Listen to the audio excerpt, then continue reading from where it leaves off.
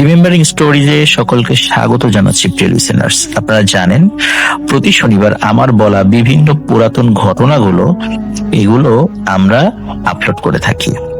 তারই ধারাবাহিকতায় আমরা আজকে আপনাদেরকে দুটো ঘটনা ইনশাল্লাহ শোনাতে যাচ্ছি। অনেকদিন ধরে অনেকেই কমেন্ট করেছেন রাজবাড়ির কামাল কবিরাজের ঘটনা শোনার জন্য। আসলে কামাল কবিরাজের ঘটনাটি অনেক আগে আমি বলেছিলাম, যার ফলে অনেক বিষয়ই আসলে স্মরণে ছিল না, কারণ অনেক ঘটনাই তো বলা হয়েছে। সেই ঘটনাগুলো নতুন করে আবার সংগ্রহ করতে একটু সময় লেগে যায়। আবার যাদের কাছ থেকে ঘটনা সংগ্রহ করেছিলাম তাদেরকেও ঠিক মতো পাওয়া যায় না। আর একজন মুরব্বীর কাছ থেকে ঘটনা সংগ্রহ করা, তাকেও পাওয়া যাচ্ছিল না। যাই হোক, বিভিন্ন ভাবে দীর্ঘ সময় নিয়ে কামাল কবিরাজের ঘটনাটি আবার পুনরায় সংগ্রহ করতে সক্ষম হই। নতুন নতুন বেশ কিছু বিষয় পরে জানা যায়, সেই বিষয়গুলো আপনাদেরকে এখন শোনাবো, যেগুলো প্রথমে যখন ভূতে ভেমে বলেছিলাম তখন সেটি বলতে পারিনি। তবে একটা বিষয় মাথায় রাখবেন, এটি অনেক আগের ঘটনা, বাংলাদেশের স্বাধীনতার আগের ঘটনা। তো যার কারণে অনেক তথ্যই এলোমেলো হওয়াটাই স্বাভাবিক। আর এগুলো সিংহভাগই অকাট্য প্রমাণ ছাড়া মানে এই কারণে বলছি, অনেক দিন হয়ে গেছে, অনেক মুরব্বী জীবিত নাই। তারপরে অনেক কথা লোকমুখে শোনা যায়, বিভিন্ন ছোট ছোট ঘটনাগুলো একত্র করে সেটা বলতে হয়। যার কারণে 100% যে মিলে যাবে এটা আমি বলতে পারবো না, কারণ এটা বলা সম্ভব নয় এবং কেউই বলতে পারবে না, অন্তত এই ঘটনার ক্ষেত্রে। তো যার কারণে যতটুকু মেলাতে পেরেছি আপনাদের সামনে ভূতে ফেমে উপস্থাপন করার চেষ্টা করছি এবং এখনো চেষ্টা করব ইনশাল্লাহ।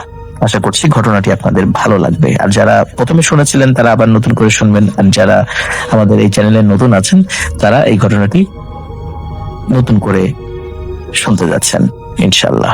তো কথা না বাড়িয়ে সরাসরি ঘটনাতে চলে যাচ্ছি। ঘটনাটি ঘটেছিল রাজবাড়ী জেলার বালিয়াকান্দি উপজেলার আরকান্দি গ্রামে। ওই আরকান্দি গ্রামে একটি বিশাল বড় শ্মশান রয়েছে।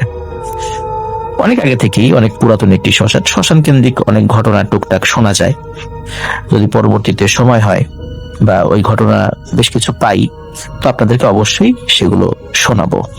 আমরা আমাদের আজকের ঘটনা যেটা বলতে যাচ্ছি, এই ঘটনাটির সময়কাল মানে আনুমানিক 1963 থেকে 66 সালের মধ্যে কোনো একটা সময় হবে আর কি।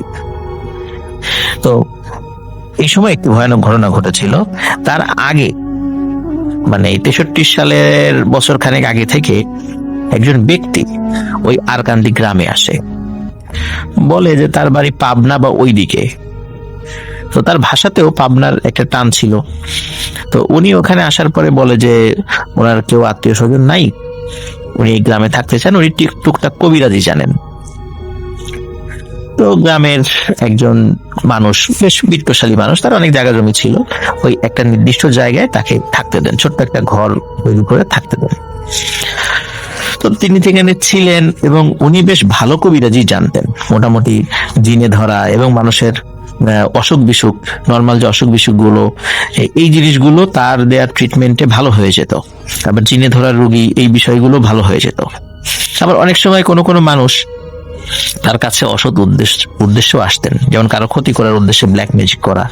মানে বলা যায় যে এই লোকটি ভালো খারাপ দুই ধরনের কাজই করতেন। মানে মানুষ স্বাভাবিকভাবে দেখতো যে সে প্রকাশ্যে কারো ক্ষতি করতো না বা প্রকাশ্যে কারো মানে সাথে গোলমালে যেত না, কারোর সাথে খারাপ বিহেভ করতো না, মানে এরকম সে চলতো।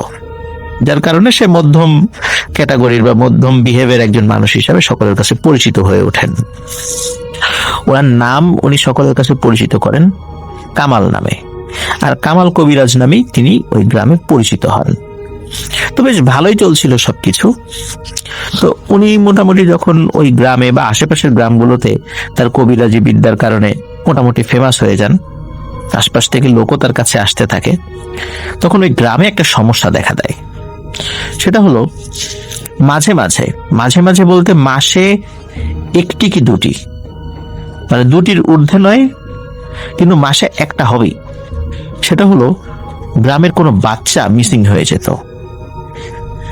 এবং তাকে যখন উদ্ধার করা হতো বা পাওয়া যেত কোনো জঙ্গল, ঝোপঝাড় অথবা সেই আরকান্দি শ্মশানের কাছে, এবং ওই ডেড বডি যখন পাওয়া যেত, দেখা যেত ওই ডেড বডির বুক মানে ফেরে ফেলা হয়েছে এবং তার ভেতর থেকে হৃৎপিণ্ডটা বের করে নেওয়া হয়েছে।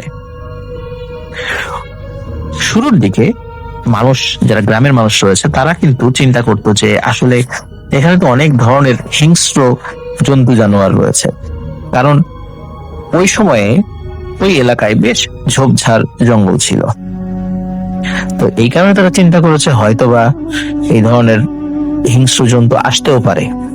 কিন্তু কেউ কেউ বলে যে হিংস্র জন্তু যদি আক্রমণ করে তাহলে তো এর শরীরে অনেক ধরনের দাগ থাকার কথা, আঁচড় থাকার কথা, কিন্তু তা না হয়ে শুধু ধারালো ছুরি দিয়ে বুকের উপর থেকে কেটে ফেলছে, হৃৎপিণ্ড নিয়ে যাচ্ছে, এটা কেন? তো এটা বিভিন্ন জন বিভিন্ন রকম ভাবে বর্ণনা করে। কেউ বলে যে জিনের উপদ্রব শুরু হয়েছে গ্রামে, জিনে এগুলা খেয়ে ফেলছে, এরকম অনেক ধরনের কথা বলতে থাকে। তবে এরকম কয়েকটি ঘটনা যখন হয় তখন কামাল কবিরাজের কাছে যখন তারা শরণাপন্ন হয় তখন কামাল কবিরাজ বলেন যে এটি একটা পিশাচের কাজ, কোন পিশাচ এই বাচ্চাদেরকে ক্ষতি করছে, তোমাদের উদ্বিগ্ন হওয়ার কোনো কারণ নেই, আমি নির্দিষ্ট রিচুয়াল করে দিব, এই সমস্যা থাকবে না। তার জন্য ওই খরচ করতে হবে। এখন গ্রামের লোকদেরকে বিভিন্ন বিষয় আনতে বলে, আজ এটা কাল ওটা, এরকম বিভিন্ন জিনিস আনতে বলে এবং টুকটাক টাকা পয়সাও নেয়। তো সে তার মতো করে রিচুয়াল করে। দেখা যাচ্ছে যে প্রথম 2-3 মাস কোনো সমস্যা নেই, হঠাৎ আবার একটি সমস্যা দেখা দিল, সেটা হলো ওই যে একটা বাচ্চা মিসিং। যখনই মিসিং হয় তখন ওইভাবেই ওই বাচ্চার ডেড বডি পাওয়া যায়, শুরুতে যেভাবে বলেছি। লোকাল থানায় জানানো হয়, থানার থেকে আসে, কিন্তু তারাও কোনো সুরাহা করতে পারে না, তারা কোনো আসামি ধরতে পারে না যে আসলে এটা কে করছে। আর ওই সময় আসলে যোগাযোগ ব্যবস্থা তো এত ভালো ছিল না। রাজবাড়ি থেকে বালিয়াকান্দি যাওয়ার যে রাস্তাটা, এখনো রাস্তাটা অত ভালো না, এখন বেশ সংস্কার করা হয়েছে, কিন্তু তারপরেও খুব যে ভালো তা নয়। কিন্তু ওই সময় তো আরো বাজে অবস্থা ছিল। তো তখন ওই গ্রামের মানুষের অনেক ধরনের কুসংস্কার, আরো বিভিন্ন ধরনের অন্ধবিশ্বাসের কারণে তারা চিন্তা করতে এগুলো জিনে এই কাজ করেছে, যার কারণে তারা আসলে থানাতে ওইভাবে জানাতো না। আর থানা যদি না জানানো হয় তাহলে তারা জানবে কিভাবে যে এই ধরনের একটি ঘটনা ঘটেছে। এই কারণে অনেক সময় অনেক বিষয়ই ধামাচাপা পড়ে যেত বা মানুষও জানানোর প্রয়োজন মনে করতো না। তো যাই হোক, ওই সময় তো মুক্তিযুদ্ধের আগে ফরিদপুর জেলা ছিল, রাজবাড়ী জেলা ছিল না। যত বিচার আচার সবকিছু কিন্তু ওই ফরিদপুর কোর্টেই হতো, বা ওখান থেকেই অনেক কিছু নিয়ন্ত্রণ করা হতো, যেহেতু ওটা জেলা ছিল, বৃহত্তর ফরিদপুরের একটা অংশ ছিল রাজবাড়ী জেলা। তো যাই হোক, যখন এইভাবে কিছু ঘটনা চলছিল, মানুষ সমাধান করতে পারছিল না, মানুষের মধ্যে আতঙ্ক বিরাজ করছিল, স্পেশালি বাচ্চাদেরকে নিয়ে, এবং এই বাচ্চাদের বয়স হতো 1 থেকে 4 বছরের মধ্যে। এমন একটা বয়সের বাচ্চা, এর থেকে বেশি বয়স সাধারণত হতো না বলে আমি জেনেছি। তো এইভাবে কিন্তু প্রায় 10-12টা বাচ্চা, কম না কিন্তু, 10-12টা বাচ্চার সাথে এই ধরনের ঘটনা ঘটে। আসলে যে যত চালাকি হোক, কখনো না কখনো ভুল করেই বসে, এবং যার ফলে ধরা পড়ে যায়। তো এমনই একটি ঘটনা ঘটে যায়। এক পূর্ণিমার রাতে হঠাৎ করে মা বাবা তারা টের পায় যে তাদের সন্তানকে কে যেন নিয়ে গেল, কিন্তু ঘরের দরজা কিন্তু বন্ধ। এটা কিভাবে সম্ভব হলো? দরজা বন্ধ, কিন্তু বাচ্চা গেল কিভাবে? কিন্তু বাচ্চা কিন্তু ঘরে নেই, কিন্তু মনে হলো কারো পায়ের শব্দ। শুরুতে বোঝে নাই, মনে করেছে হয়তোবা ওই ঘর তো অন্ধকার থাকে গ্রামে, বা হারিকেনের আলোটা অনেক কমিয়ে তারা ঘুমায় আর কি, মনে করেছে হয়তোবা বিছানা থেকে পড়ে গেছে। তো বিছানার নিচে খোঁজে, পাওয়া যায় না। তখন ঘরের দরজা খোলে, দরজা খোলার পরে ওই যে শুরুতে একটা শব্দ হয়েছিল, তো যার কারণে তখন মনে হয় তাহলে বাইরের শব্দটা কি মানে এই বাচ্চাকে নিয়ে যাওয়ার। তখন পিতামাতার মানে টনক নড়ে, হাই হাই, তাহলে তো আমার বাচ্চাকেও নিয়ে গেছে অন্য বাচ্চাদের মতো। কিন্তু অন্য মা বাবারা কিন্তু যতগুলো বাচ্চা মিসিং হয়েছিল, তাদেরকে হত্যা করা হয়েছিল, এই মা বাবারা কিন্তু ঘুণাক্ষরও টের পায়নি বাচ্চা কিভাবে নিয়ে গেল। তারা শুধু ঘুম থেকে উঠে দেখেছে বাচ্চা নেই, ঘরের দরজা বন্ধ। তো এই ঘটনা যখন তারা টের পায়, তখন তো তারা চিৎকার চেঁচামেচি শুরু করে। ও আরো একটি বিষয় বলে রাখি, সেটি হলো যে ওই বাচ্চা যখন মিসিং হচ্ছিল, তখন গ্রামের লোকজন যখন হিংস্র জন্তু জানোয়ারের কাজ মনে করেছিল, তখন গ্রামের লোকজন পালা করে মশাল নিয়ে পাহারা দিত। এবং পাহারার ওই সময় দেখা যেত যে যে কয়েকদিন পাহারা দিয়েছে তখন কিন্তু বাচ্চা মিসিং হয়নি। মাসখানেক যাওয়ার পরে যখন দেখেছে যে না আর কোনো বাচ্চা মিসিং হচ্ছে না, তখন তারা ওই পাহারার ইয়েও কমিয়ে দিয়েছিল, এবং তারপরে আবার শুরু হয় এটা। তো যাই হোক, ওই রকমই একটা বিষয় যে পাহারার পরে যখন আবার এই সমস্যা শুরু হয়েছিল, সেই সমস্যার মধ্যে এই ঘটনাটি ঘটেছে নতুন করে। তো তারা তো চিৎকার চেঁচামেচি শুরু করে, বাচ্চার মা বাবা। তাদের চিৎকার চেঁচামেচিতে ওই আশেপাশের যারা মানুষজন আছেন তারা তো চলে আসে, বলে যে এই ঘটনা আমার বাচ্চা নেই। তখন তো তারা মশাল নিয়ে বেরিয়ে পড়ে, হাতে লাঠি, বর্ষা, দা, মানে এই কারণে তারা ওই লোহা জাতীয় জিনিস নিয়েছিল, কারণ তারা চিন্তা করেছিল যে ওই যে পিশাচ বা ভূত, জিন ভূত হাতে লোহা থাকলে এবং সাথে আগুন থাকলে ক্ষতি করতে পারে না। তারা মূলত ওই চিন্তা করে এই জিনিসগুলো সাথে নিয়েছে। তারা খুঁজতে থাকে কোথায় কোথায় গেল বাচ্চাকে নিয়ে। গ্রামের এরকম 30-40 জন মানুষ দলে দলে ভাগ হয়ে বিভিন্ন দিকে খুঁজতে থাকে। তো ওদের মধ্যে একটা চিন্তা ছিল যে যেই জায়গাগুলোতে আগে বাচ্চাদেরকে পাওয়া গিয়েছে আমরা সেই জায়গাগুলোতে আগে যাব। এর মধ্যে একটা দল ওই আরকান্দি শ্মশানের দিকে যায়। আরকান্দি শ্মশানের দিকে গেলে কোন একটা জায়গা থেকে মানে তীক্ষ্ণ আর্তনাদ ভেসে এসেছিল তাদের কানে। ওই আর্তনাদের ওই শব্দ ধরে তারা যেতে থাকে এবং তারা চিৎকার করতে থাকে, এই পাওয়া গেছে পাওয়া গেছে। ওই দূরে যারা ছিল তাদের কানে শব্দ গেছে, তারাও ওই শ্মশানের দিকে ছুটে এসেছে। ওই শ্মশানে গিয়ে একটা ঝোপের পাশে তারা ওই বাচ্চাকে আবিষ্কার করে, এবং ওই বাচ্চাকে একা আবিষ্কার করে না, তার হত্যাকারী সহ আবিষ্কার করে। দেখে এই হত্যাকারী আর কেউ নয়, এটা ওই কামাল কবিরাজ। কামাল কবিরাজকে হেন অপকর্ম করতে দেখে সবার মাথা বিগড়ে যায়। কেউ আইন নিজের হাতে তুলে না নিলেও হাতে লাঠি সোটা যা ছিল তা দিয়ে বেধড়ক পিটুনি দেয় তাকে। পিটাতে পিটাতে প্রায় আধমরা করে ফেলে। যেহেতু দেশে আইন আছে, বিচার আছে, থানা আছে, তখন গ্রামের যিনি মাতবর গোছের ছিলেন তিনি বললেন যে না, আসলে এইভাবে আমাদেরকে আইন হাতে তুলে নিলে হবে না, ওকে আমরা পুলিশের কাছে দিয়ে দিব। কারণ এর আগেও যেহেতু এই কাজ করেছে, পুলিশ ধরতে পারেনি, অন্তত এই বিষয়গুলো পুলিশের জানা থাকা উচিত যে ও এই কাজটি করেছে। তখন সকালবেলা তাকে পুলিশের কাছে হস্তান্তর করা হয়। ওই সময় তো বলেছি যে ওই সময় কিন্তু এই ফরিদপুর কোর্টে বিচার কার্য পরিচালনা হতো।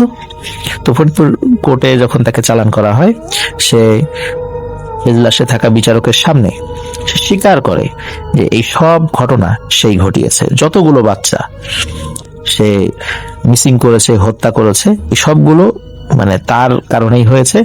এবং সে যে কাজটি করত সেটি হচ্ছে ওই বাচ্চার হৃৎপিণ্ডটা খেত।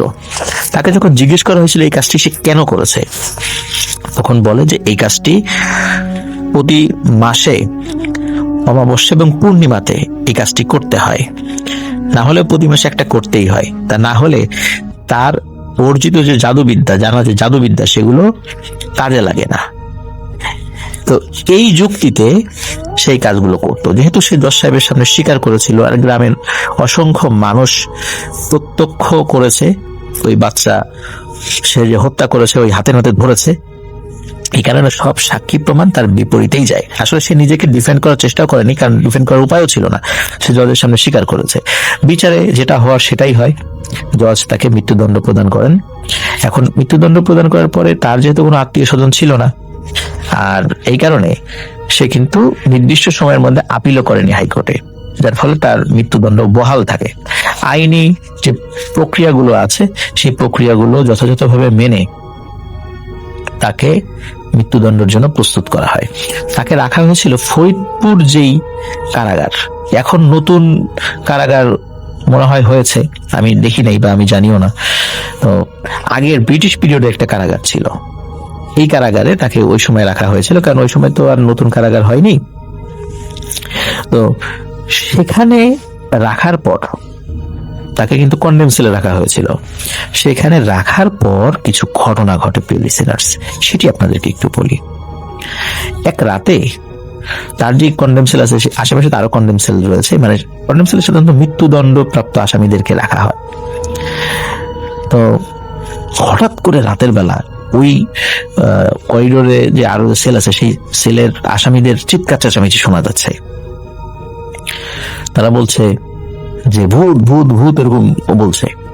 তো ওখানে যে জেল পুলিশ ছিল তারা চলে আসে, বলে কি হয়েছে? বলে যে এখানে দেখলাম যে কালো মেঘের মতো এগুলোর জন্য বা ধোয়ার মতো, তারা আসলে নির্দিষ্ট করে বলতে পারছে না, এরকম আইডিয়া দিয়েছে যে কালো মেঘ বা ধোয়ার মতো কোনো কিছু, মানে মানুষের আকৃতির লম্বা একটা করিডোর দিয়ে হেঁটে বেড়াচ্ছে। তারা কিন্তু এসে, মানে জেল পুলিশ এসে কিন্তু কিছুই দেখেনি।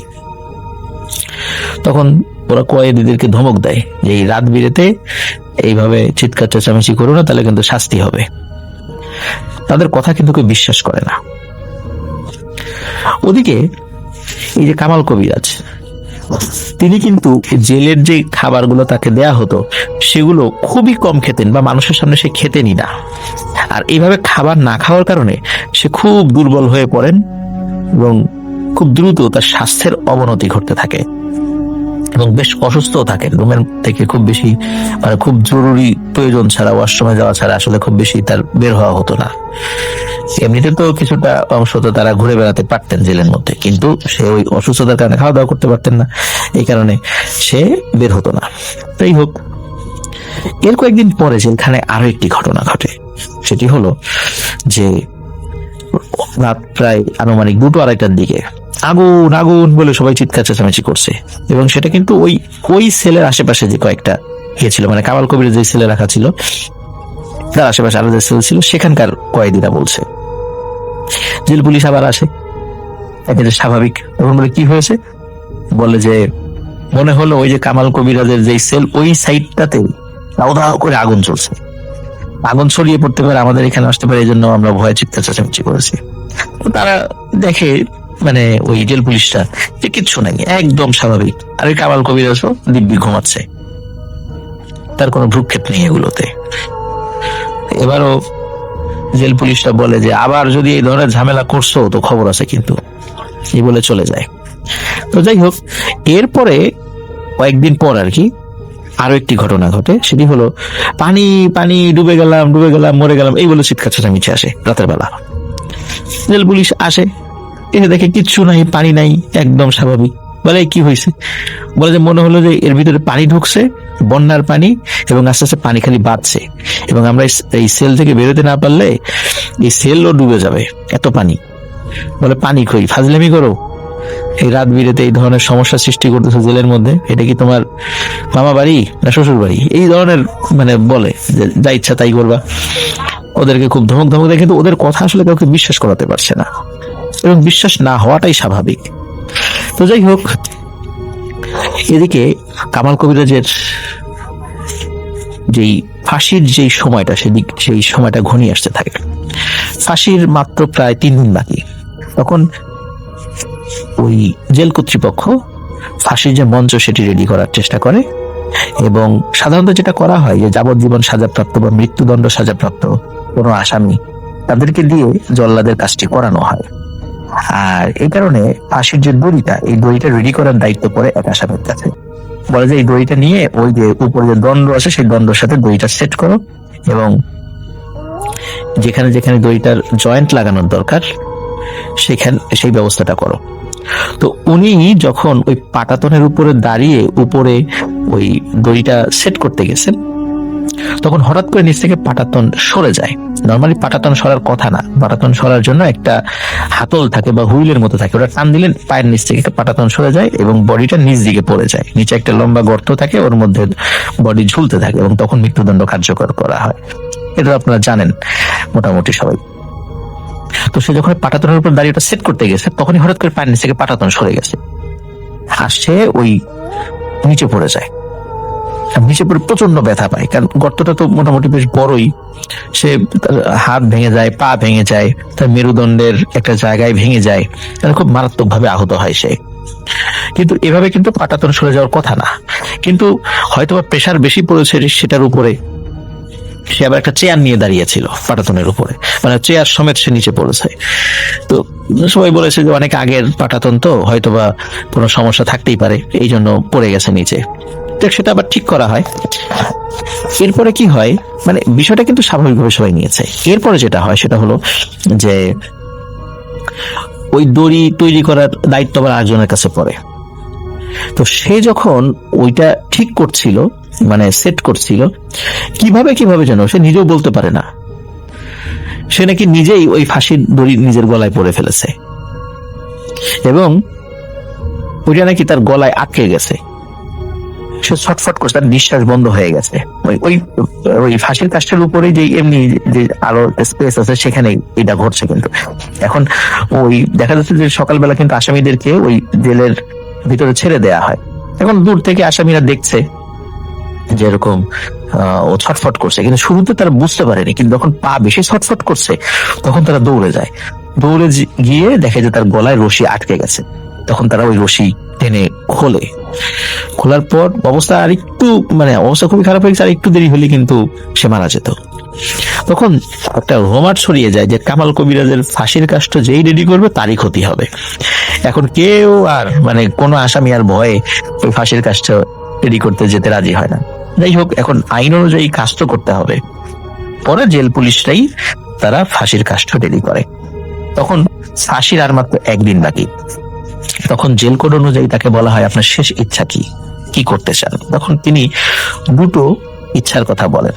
সেটি হলো যে আমার মৃত্যুর পর আমার ডেড বডিটা ওই আরকান্দি শ্মশানের পাশে কোনো একটি জায়গায় কবর দিতে হবে। আর হলো যে আমাকে একটি ছোট বাচ্চা ছাগলের হৃৎপিণ্ড এনে দিতে হবে, এটা কাঁচা, এটা আমি খেতে চাই। তো আসলে তিনি যে ইচ্ছাটা পোষণ করেছিলেন, এই দুটো বিষয়টাই খুব স্পর্শকাতর। প্রথমত, তিনি নামে একজন মুসলিম, যেহেতু কামাল নাম, এখন শ্মশানের পাশে তাকে কবর দেয়া বিষয়টা একটু অন্যরকম মনে হয়। যাই হোক, সেটা যদি স্থানীয় ভাবে মানুষরা মেনে নেয় সবাই, সেটা তো কোনো বিষয় না। কিন্তু জেল কোড অনুযায়ী এই ধরনের খাবার তাকে পরিবেশন করা, এটা আসলে নিয়মের মধ্যে পড়ে না। কিন্তু তারপরে যেহেতু ফাঁসি হবে মৃত্যু পথযাত্রী একজনের শেষ ইচ্ছা, তারা সেটা পূর্ণ করেন এবং তাকে সেটা দেয়া হয়। তবে দেয়া হয় আগের রাতে আর কি, যেই রাতে তাকে ফাঁসি দেওয়া হবে তার ইমিডিয়েট আগের রাতে। তাকে রাতের বেলা যখন এটা দেয়া হয়, তখন সে বলে যে আজকে আমার সেলের আশেপাশে কেউ আসবেন না, এটা আমার 3 নাম্বার ইচ্ছা। যদিও শুরুতে বলি নাই, এটা আমার 3 নাম্বার ইচ্ছা, সেলের কাছে কেউ আসবেন না, আমি একটু নিরিবিলি থাকতে চাই একটা রাত। তো আসলে সেলের কাছে আসার প্রয়োজনও হয় না, কারণ কন্ডেম সেল আর বাইরে তো থাকেই, পুলিশরা সবসময় পাহারা থাকে। আর কন্ডেম সেলের নিরাপত্তা সম্পর্কে আপনারা তো নিশ্চয়ই অবগত আছেন প্রিয় লিসেনার্স, যেটা জেলখানার মধ্যেও আর একটা জেলখানা। এটা খুবই একটা ভয়ানক একটা কক্ষ বলা চলে আর কি। ছোট্ট একটা জানালার মধ্যে থাকে আলো আসার জন্য, বাতাস আসার জন্য। যাই হোক, তাকে রাত্রে সত্যি ওই খাবারটা নাকি দেয়া হয়েছিল এবং দেওয়ার পর খুব স্বাভাবিক ছিল। ওই রাত্রে কিন্তু ওই সেলে অন্য কোনো ধরনের ঘটনা ঘটেনি। সকালবেলা তাকে যখন ওই খাবার দিবে, নাস্তা দিবে, নাস্তার জন্য যখন আসে তাকে ডাকে, ওঠে না। পরে যখন তালা খুলে ভেতরে ঢুকে দেখা যায় কামাল কবিরাজ মারা গেছে। ওই যে ছাগলের যে হৃৎপিণ্ডটা দেওয়া হয়েছিল সেটা কিন্তু সে খেয়েছে, কিন্তু কামাল কবিরাজ জীবিত নেই। কিন্তু তার চেহারা দেখে মনে হচ্ছে সে মৃত্যুর পূর্বে খুব ভয় পেয়েছিল কোনো কিছু দেখে, তার চেহারা দেখে নাকি এমনটা মনে হয়েছিল।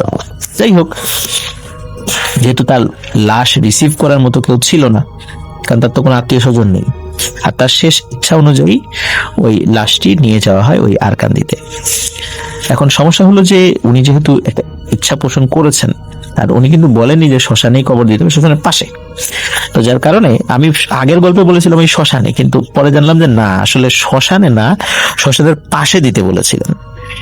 তো শ্মশানের পাশে কবর যেহেতু হবে, যদিও কিছু কিছু হিন্দুরা বাধা দেওয়াটাই স্বাভাবিক, যিনি একজন মুসলিম, তারপর যেহেতু একদম শ্মশানের এরিয়ার মধ্যে না, পাশে, আর ওনার কাছ থেকে সকলে উপকার পেয়েছে, যেমন হিন্দু বলেন, মুসলিম বলেন, মানে মোটামুটি সব ধর্মের মানুষেরাই তাদের টুকটাক সমস্যা নিয়ে তার কাছ থেকে উপকার পেয়েছে। যেহেতু একটা মানুষ মারা গেছে, এখন তার মানে শেষ ইচ্ছা নিয়ে তো আর কোনো প্রশ্ন বা তোলার মতো ওরকম আসলে কারো মন মানসিকতা ছিল না। যদিও তার কারণে ক্ষতি হয়েছে, অনেকগুলো মা বাবার বুক খালি হয়েছে, কিন্তু তারপরও যে লোকটা তো মারা গেছে, বিচার তো হয়েছে, এই কারণে বিষয়টা নিয়ে আসলে কেউ আর বাড়াবাড়ি করে না, তাকে কবর দিয়ে দেয়া হয়। তো একটা কথা কিন্তু আপনাদের মাথায় আসতে পারে যে জেলখানার ভিতরে এই ঘটনাগুলো যে ঘটেছে, এটা আসলে আমরা কিভাবে জানলাম? এটা দুইটা ওয়েতে জেনেছি। আমি শুরুতে মানে প্রথমে যখন ঘটনাটি বলেছিলাম, সেটি বলেছিলাম একজন জেল পুলিশ, উনি অবসরে যাওয়ার পরে এই ঘটনাটা মানে উনি কাউকে বলেছিলেন, তারপর এটা ছড়িয়ে পড়ে। আর একটা হলো ওই যে সেলে যে অন্য অপরাধীরা ছিলেন, তারা আবার কেউ কেউ পরবর্তীতে হাইকোর্টে আপিল করে বা বিভিন্ন করে নির্দিষ্ট মেয়াদে সাজা ভোগ করে পরে খালাস পেয়েছিলেন, তাদের মাধ্যমে জানা গিয়েছে। তো এইভাবে ওই জেলখানার আসামি এবং জেল পুলিশদের মাধ্যমে পরবর্তীতে বাহিরে জানা যায়। আর তখন তো পাকিস্তান পিরিয়ড ছিল, মুক্তিযুদ্ধের পর অনেকেই মানে ওই সময়ে যারা পরবর্তীতে বের হয়ে এসেছিলেন, অনেকে রাজনৈতিক বন্দী ছিল ওই সময়টাতে, তো বিভিন্ন ভাবে এই তথ্যগুলো জানা গিয়েছিল আর কি। তো যাই হোক, আর ওইখানকার লোকজন অনেকেই যেহেতু রাজবাড়ী জেলার ছিলেন, এই জন্য রাজবাড়ির লোকজন সহজে জানতে পেরেছে। তো ওনার মানে কামাল কবিরাজকে কবর টবর দেওয়া হয়ে গেল, মানে বিষয়টা এখানেই মোটামুটি শেষ বলা যায়। কিন্তু প্রিয় লিসেনার্স, অনেকেই বলে, কেউ কেউ হয়তো বা দেখেছে, কেউ দেখেনি, এটা লোকমুখে শোনা কথা, এটা নির্দিষ্ট করে আসলে বলা যায় না, যে ওই আরকান্দি শ্মশানের আশেপাশে নাকি একজন মানুষকে দেখা যেত, স্বাভাবিক আকৃতির মানুষ। গ্রামের মুরব্বীরা বলতেন এটা হচ্ছে কামাল কবিরাজের ভূত, এটা ঘোরাফেরা করে, মানে ও তো মানুষ খেকো ছিল, নরখাদক ছিল, তো ওর ভূতটা ঘোরাফেরা করে এদিক দিয়ে। তো এখন সেটা দেখা যায় কি যায় না, এই বিষয়ে আমি নিশ্চিত হতে পারিনি, বা কেউ আমাকে বলেওনি। তবে একটা বিষয়, সেটা হচ্ছে যে মানুষ কালো জাদু প্র্যাকটিস করার জন্য এবং সেটাকে মানে ইফেক্টিভ করার জন্য দেখুন কত ভয়ানক কাজ করতে হয়, কত নোংরা কাজ করতে হয়, কত পৈশাচিক কাজ করতে হয়, এবং এই কাজের ফলাফল কিন্তু তার ভালো হয়নি, সে কিন্তু ধরা পড়েই গেছে। এই জন্য প্রিয় লিসেনার্স, আমরা এই কালো জাদু রিলেটেড বিষয় থেকে সবসময় ইনশাল্লাহ দূরে থাকার চেষ্টা করব।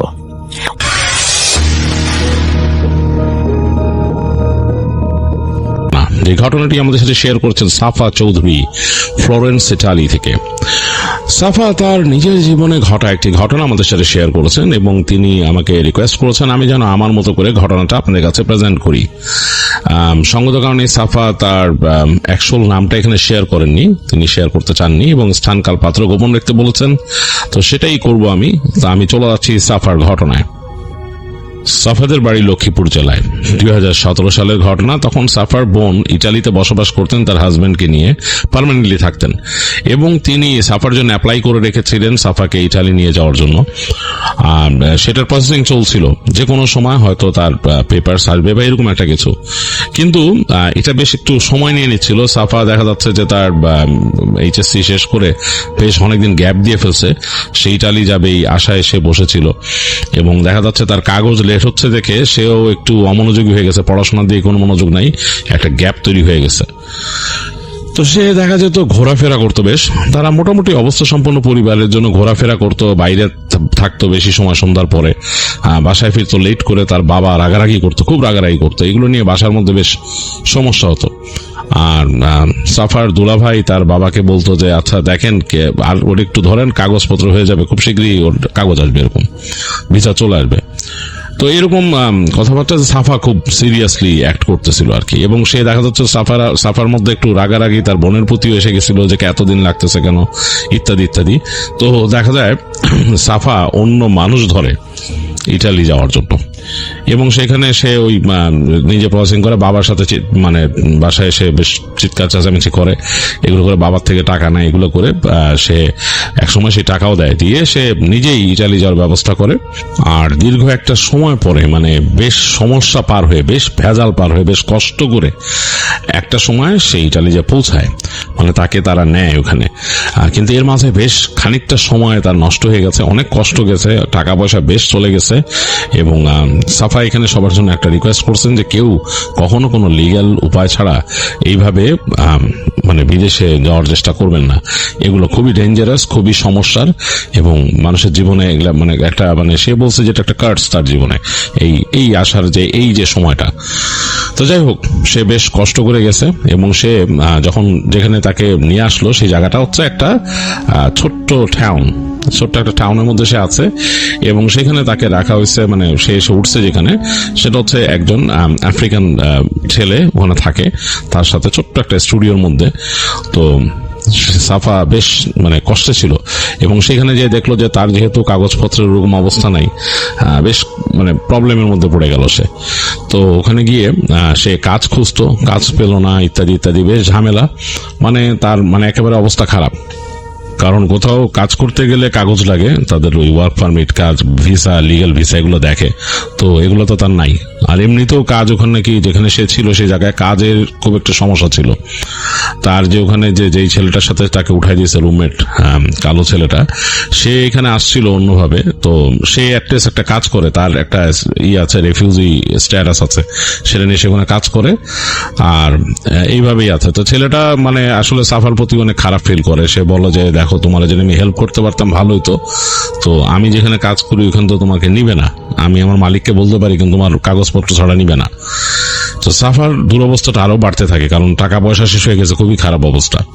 তো তখন ওই যে ছেলেটা যে ছিল সে বলে যে আমার এক ফ্রেন্ড আছে, ওর সাথে আমি পরিচয় করাইতে পারি, ও আমার এখানে একটা ক্লাসে, মানে আমি তো এখানে ইটালিয়ান শিখি, তো ওইখানে আসে, তো ওর সাথে তোমাকে আমি পরিচয় করাইতে পারি। ও কিন্তু থাকে একটু রিমোট জায়গায়, ওখানে তোমার এত সমস্যা হবে না, তুমি যদি চাও কাজ করতে পারো। ওদের ওইখানে আবার অন্য কাহিনী, ওদের ওইখানে কোনো নাই, কোনো রকমের চেকিং কিচ্ছু নাই। ও যদি তোমার কাজটা দিতে পারে তুমি কাজ করতে পারো ওখানে। তো সাফা তো খুব আগ্রহ হয়ে যায়, সে বলে যে আমাকে জানাও, তুমি একটু খবর নাও তোমার ফ্রেন্ডের কাছ থেকে। ছেলেটা বলে আমার ফ্রেন্ড ঠিক না, ও যেহেতু আমাদের একই এলাকার মানুষ, মানে কান্ট্রিম্যান, এবং আমার সাথে একই সাথে ক্লাস করে, ইটালিয়ান ল্যাঙ্গুয়েজ শেখার, এবং আমি জানি যে ও একটু রিমোট জায়গায় থাকে। ও বলে যে ওখানে কেউ থাকে না, ওরা ওখানে কৃষি কাজ করে, ওখানে পশুপালন করে ওইখানে, তো ওইসব জায়গায় তো সাধারণত এরকম চেকিং থাকার কথা না। তো ও যদি তোমার ব্যবস্থা করতে পারে আমি তোমার অবশ্যই জানাবো। তো সাফা শুনে বলে যে অবশ্যই অনেক হেল্প হবে ভাই, এই সেই বলে তাকে। তো ওই ছেলেটা ওই দিন তো আর ওর সাথেই হয় না, তো ছেলেটা সপ্তাহে 2 দিন ক্লাস করতে যায় এরকম। তা একদিন এরকম গেল, তা 2 দিন পরে তো এসে সাফাকে বলতেছে যে তোমার জন্য গুড নিউজ, আমার ওই ফ্রেন্ড বলছে তোমার এসে সামনে আর মানে 1 দিন পরে আসবে, তো আমার সাথে আসবে আমার বাসায়, আসলে তোমাকে পরিচয় করে দিবে, আর ও বলছে যে তোমার ওইখানে কাজটা দিতে পারবে, অসুবিধা নেই। তো সাফা তো খুব খুশি। তো এরকম 1 দিন পরে সে দেখে যে হ্যাঁ ওই ছেলেটা আসছে, সাইকেল নিয়ে আসছে, এসে মানে সাফার সাথে পরিচয় হয়। তো কথাবার্তা তো খুব বেশি পারে না, সাফা নিজেও কিছু সে এখানে আসার সময় যে যাদের মাধ্যমে আসে তারা তাকে কিছু লিবিয়ান শিখেছিল, আরবি আর কি, ওই ছেলে ওই যে কালো ছেলেটা সে কিছু ওই ভাষা পারে, সেও পারে। সাফাও টুকিটাকে আরবি পারে, আর ইংরেজি যা পারে এটা দিয়ে কমিউনিকেট করলো ওর সাথে টুকিটাকি। এবং ওই যে যার সাথে রুমমেটের সাথে থাকে সে ওই ভাঙা ইংরেজি আর এগুলো দিয়ে সে কমিউনিকেট করে। আর এর মধ্যে একটু হাঁটাচলা করতে করতে যে একজন মানুষের থেকে কিছু ইটালিয়ান শিখছে, এই যে ভাঙাচোরা অবস্থায় আর কি। তো কমিউনিকেট করার পর ওই ছেলেটা তাকে বোঝায় যে তারা যেখানে থাকে সেই জায়গাটা হচ্ছে একটা সোজা কথা একটা অ্যাবান্ডেন্ট গ্রামের মতো, পাহাড়ের উপরে, মানে কোনো মানুষ নাই। তো অবাক হয়ে যায় সাফা, যে কোনো মানুষ নাই মানে? হ্যাঁ, এটা এক সময় শহর ছিল, শহর বারে একটা গ্রামের মতো ছিল ওই জায়গায়, অনেক ঘর বাড়ি আছে, এবং এখানকার গ্রাম মানে তো খুব সুন্দর করে সাজানো গোছানো গ্রাম। এবং এইখানে পরবর্তীতে কোনো একটা কারণে, প্রাকৃতিক বিপর্যয়ের কারণে যাক, মানুষজন এখান থেকে চলে যায় আজ থেকে অনেক বছর আগে। তো এরপর এটা খালি রয়ে গেছে ওই জায়গায়। সেই ছেলেটা বললো যে আমি থাকি, আরো 2-1 জন থাকে যারা খুবই নগণ্য, এরকম আমাদের মতোই মানুষ, তো থাকে ওখানে। যে থাকে ওরা মোটামুটি চেষ্টা করে যে কৃষি কাজ করে। তো বললো যে আমি থাকি এখানে, এক খালা মানে আন্টি রাখি, এখানকারই এক মহিলা, এই দেশেরই। তো উনিও ওখানে থাকে, ওই আন্টির ওখানে থাকি কাছাকাছি, এবং মানে আর কি আমরা ওখানে থাকি, কৃষি কাজ করি। হ্যাঁ, মানে ফসল টসল লাগাই, তার গাছপালা লাগাই, তরি তরকারি চাষ করি। তারপরে ওখানে অলিভ আছে, অলিভ আমরা চাষ করি। পশু পাখি আছে, ভেড়া আছে, ছাগল আছে, এগুলা পালন করি। এইটাই হলো আমাদের মূল কাজ। এখান থেকে চলে যায়, মোটামুটি ইনকামও আসে, খারাপ না, তুমি চাইলে যেতে পারো, সাফাকে সে বলে। আর তো সাফা বলে তাহলে আমার কি টাকা পয়সা? বলে টাকা পয়সা তুমি যা কাজ করবা সেটার জন্য তোমাকে ততটুকু দিব, আর তোমার আমাদের সাথে খাওয়া দাওয়া যেরকম খরচ হয় সেরকম তুমি হিসাব করে করবা। ওইখানে যে কোনো একটা জায়গায় দেখি ব্যবস্থা করে দিব। ওইখানকার যারা বাসিন্দারা চলে গেছে তারা কিন্তু এটার আমার দাবি ছাড়ে নাই, তাদের দাবি আছে বাড়িঘরের প্রতি। অনেকে অবশ্য বাড়িঘর কিছুই নাই, দেখি আমি ব্যবস্থা করে দিব, তুমি চলো না, আমাদের এখানে থাকতে পারবা। যাই হোক, সাফা একদম কথা শুনে খুব রাজি। সে তখন তার যে রুমমেট আছে, ওর নাম ছিল আমিল, আমিলকে সে বলে যে আমি চলে যাই, তুমি আমার জন্য দোয়া করো, কারণ ও মুসলমান ছেলেটা, আমার জন্য দোয়া করো, আমি চলে যাচ্ছি ওর সাথে। তো আমিল একটু অবাক হয়ে বলে যে তুমি ওর সাথে এখনই চলে যাও? বলে হ্যাঁ। ওই ছেলেটাও বলে তাকে যে ছেলেটা, ওর নাম সাফা বলবে না, কারণ বলছে যে নাম বলার কোনো প্রয়োজন নাই। যাই হোক, বলতেছে যে ওর সাথে চলে যায়, কারণ ও সাইকেল নিয়ে আসছে। ওই ছেলেটাও বলছে যে সাইকেল ছাড়া ওখানে আমি আর যেতে পারবো না, মানে যাওয়া আসার অবস্থা এরকম, ওখানে গাড়ি যাওয়ার মতো অবস্থা নেই পাহাড়ের উপরে। তো সাফা দ্রুত তার ব্যাগটা গোছায় নিয়ে তার টুকিটাকে দিয়ে যায়, আমিলকে অনেক ধন্যবাদ দেয়। আমিল তাকে বলে যে সাফা তাকে অফার করে যে তার এই যে সে লাস্ট কিছুদিন সাকসে খাইছে তার ভাঙা মাস, ছেলেটা বলে লাগবে না। আমিল তাকে বলে গো ব্রাদার, যাও। তো সাফা বের হয়ে যায় ওই ছেলেটার সাথে সাইকেলে চড়ে রওনা দেয়। তো তারা যখন রওনা দিচ্ছে তখন বেলা গড়াই গেছে, মানে একবারে সূর্য একটু পড়ে গেছে এই পাশে, বেশ ছায়া একটা ভাব, বাতাস বেশ। তো বাসার সামনে বেরিলো, দেখে যে ছেলেটা সাইকেলে বসা। তো সাফা যে দেখে যে বসার জন্য যে জায়গা তার পেছনে, সেটা খুবই একটা ছোট্ট একটা ক্যারিয়ার, মানে ওইটার মধ্যে ছেলেটা সাধারণত অনেক সময় ব্যাগ ট্যাগ রাখে আর কি। তো ছেলেটার একটা ব্যাগ ছিল, সেটাকে সে ঝুলাই নিছে সামনের যে সাইকেলের রেলিং এর সাথে। আর সাফা বসলো এখানে, কষ্ট করে বসলো, এবং তার পিঠেও একটা ব্যাগ, একটাই ব্যাগ।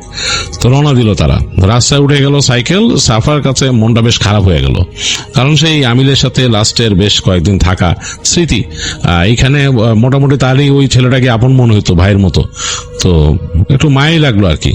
আমিল তাকে এরকম হাত নাড়তেছে দূর থেকে, সে হাত নাড়লো। তো সাইকেল নিয়ে তারা উঠে গেছে, সাইকেল চলতেছে, বেশ স্মুথ সাইকেল, তবে একটু কষ্ট হচ্ছে সাফার কাছে। সে বসছে ছোট্ট একটা ক্যারিয়ারের মধ্যে, ব্যাগটা পিছনে। ছেলেটা বলছে যে কমফোর্টেবলি বসো, দরকার থাম মনে রাস্তায়। তো 2 জন যাচ্ছে। তো কথাবার্তা কিন্তু 2 জনেরটাই 2 জন খুব কমই বুঝে, কারণ ওই যে ভাষাগত সমস্যা, মানে যতটুকু পারে সাফা অনেক গোছায় একটু বলে, ইংরেজিতে বললে আর একটু সুবিধা হইতো, কিন্তু ওই ছেলেটা আবার ওরকম ইংরেজি বুঝে না, তাই একটা সমস্যা। তো এইভাবে টুকিটাকে কথা বলতে বলতে দেখলো যে এক সময় যে এমনটা রাস্তায় পৌঁছে এলো, পাহাড়ি রাস্তা, মানে এরকম চিকন রাস্তা চলে গেছে, পাশে পাহাড়। তো সাফা এরকম কিছু জায়গা দিয়ে আসছে এইখানে, তো সে এটা দেখছে, কিন্তু এইখানকার জায়গাটা পুরো নির্জন। এটাই একটা ব্যাপার, পুরোপুরি নির্জন। মানে সাফা এর আগে যে রাস্তাতে আসছিল পাহাড়ি রাস্তা হলো, গাড়ি ঘোড়া চলে, কিন্তু এখানে দেখছে কিছুই চলতেছে না। এক সময় তারা এমনটা জায়গায় পৌঁছাইছে, তখন সূর্য কিন্তু পুরো ডুবে যাচ্ছে, সূর্যের আলোর জাস্ট মনে হচ্ছে পাহাড়ের ওই পাশে এরকম, এবং লালচে আভাটা এসে পড়ছে, রাস্তা পুরো নীরব, কোনো মানুষজন নাই এরকম। তো ছেলেটা চলতে চলতে এক জায়গায় বললো যে আসো আমরা নেমে একটু হাঁটি, হেঁটে হেঁটে যাই, মানে এই জায়গাটা না বেশ ভাঙাচোরা। তো হেঁটে যাচ্ছে, দেখতেছে যে 2-1 জায়গা দিয়ে পাশ থেকে গাছ বের হয়েছে পাহাড়ে, একদম এরকম ডালপালা বাঁকাচোরা গাছ, মানে অন্যরকম। তো ওই পাশে যাচ্ছে, অন্ধকার হয়ে যাচ্ছে। তো সাফা বলতেছে এখানে মানুষ থাকে না? ছেলেটা বলছে না, মানুষ বলতে তোমার বলছি যে এখানে 3-4 জন মানুষ, মানে এছাড়া মানুষ নাই। আমি, আমার আন্টি, এছাড়াও মনে হয় 2 জন আছে, এরাও চলে যাবে, আবার চলেও যায়, থাকে না এখানে। তো সাফা বলতেছে যেটা ঘটনা কি, বলে যে এই যে আমরা যেখানে থাকি, মানে ছেলেটা যেভাবে বলতেছে সাফা যতটুকু বুঝতেছে আর কি, এর সারমর্ম যা দাঁড়ায় সেটা আমি বলে দিচ্ছি। বলতেছে যে এইটা একটা শহর ছিল, একসময় মানুষজন ছিল, এখন নাই, পুরো জায়গাটা অ্যাবান্ডন। তো সাফা বলতেছে যে তুমি কেন এখানে আসছো? বলে আমি আসছি বিকজ আমি এখানে সেরকম তোমার মতো কাজকর্ম পাই নাই, কি করব, তখন এখানে আসি, খুঁজতে খুঁজতে এখানে যাই, ঘুরতে ঘুরতে এখানে চলে আসি। আর আমরা তো খুব মোটামুটি অ্যাক্টিভ আমাদের অঞ্চলের মানুষ, তো খুঁজতে খুঁজতে এই আন্টির সাথে পরিচয়, আন্টি যখন এখানেই করে। তো যাই হোক, এরকম করতে করতে এমন একটা পর্যায়ে আসে, আবার সাইকেলে চড়ে তারা কিছুক্ষণ রাস্তা দিয়ে চলতে চলতে একসময় দেখে যে আর সাইকেল চড়ার উপযোগী রাস্তা না, সব মানে এরকম চিকন চিকন রাস্তা, হেঁটে যাওয়ার মতো রাস্তার মধ্যে ওই যে ভাঙা জিনিসপত্র পাথর পড়ে দিচ্ছে। তো সাফার কাছে একটু ভয় লাগে যে এটা কোথায় যাচ্ছি।